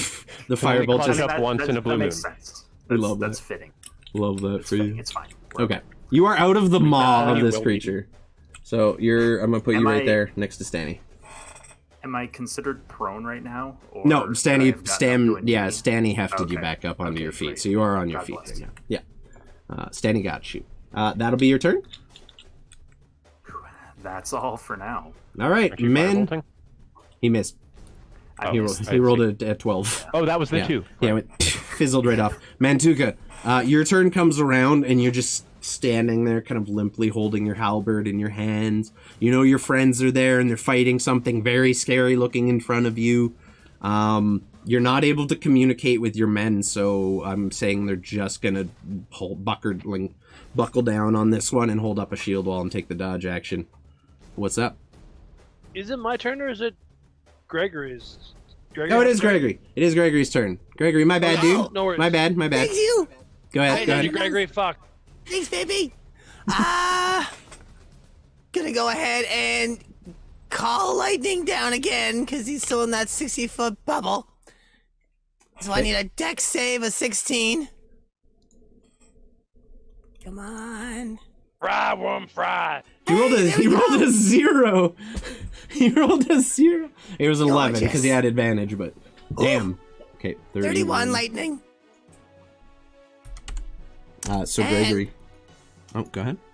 Oh, and just as that cracks down, there's just like a ding-ding-ding. And Okay. as soon as that does happen, there's a accompanying chorus of a just a tiny little voice as out of the box, a little clamshell just pops out, starts singing. As I see Satyr hit the floor, covered in juices. I'm gonna cast Healing Word at level 5.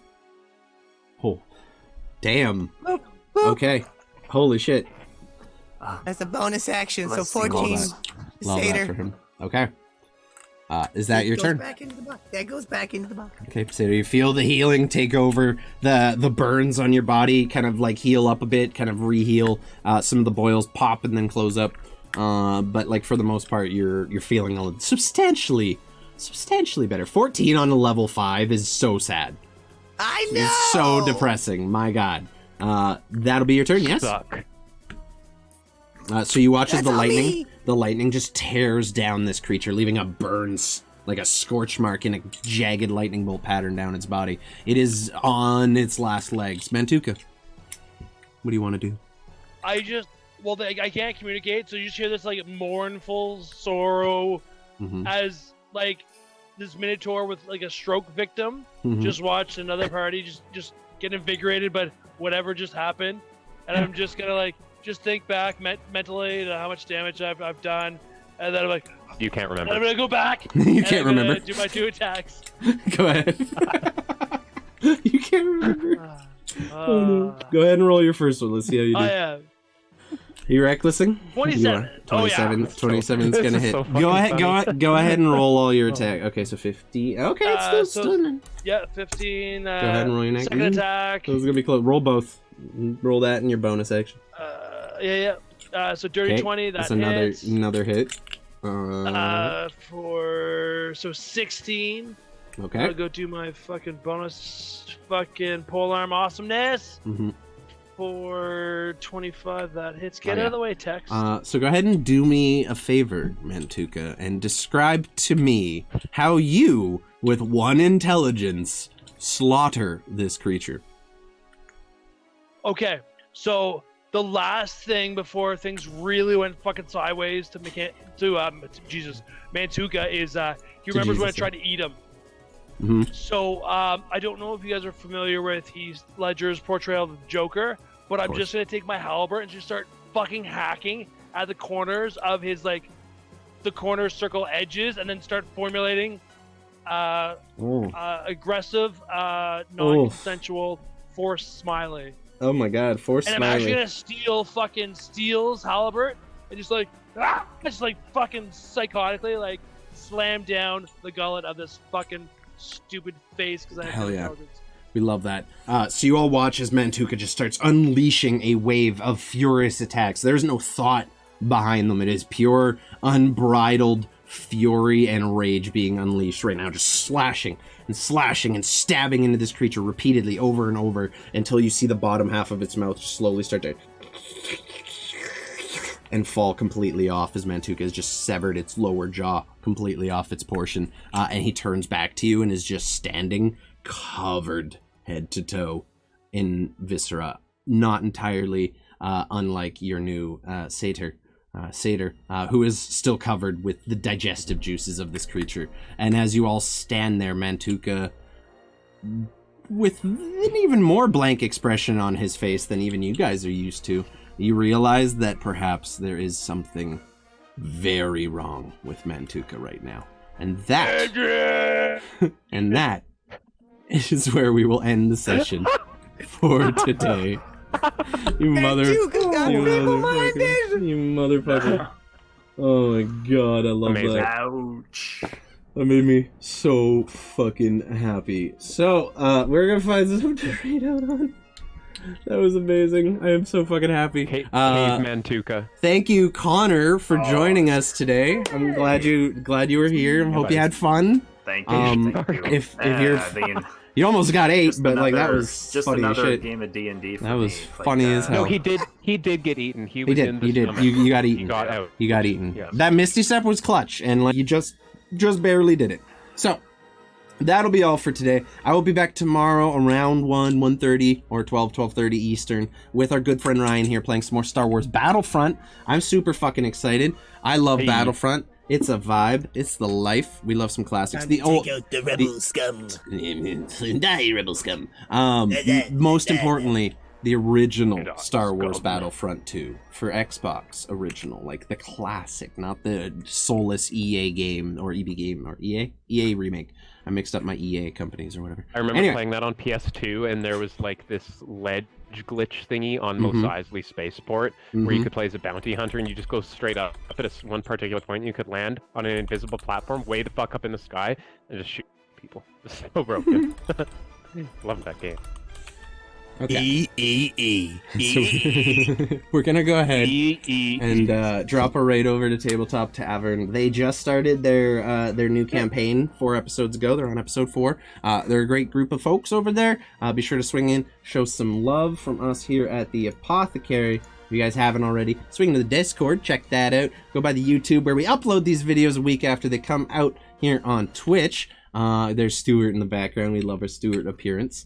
If you guys get a chance, you can swing over to Fire Mission Battery, check out all the Peter shit, and we'll have Connor back next week to continue this exciting adventure. Hopefully he doesn't get eaten again. We'll see what happens. In the meantime, you guys be good to each other. We'll be back tomorrow around noon Eastern, and we'll see you next time. Until then, I've been Rusty. These have been my friends, and you all have been awesome. We'll see you next time. Bye. Bye.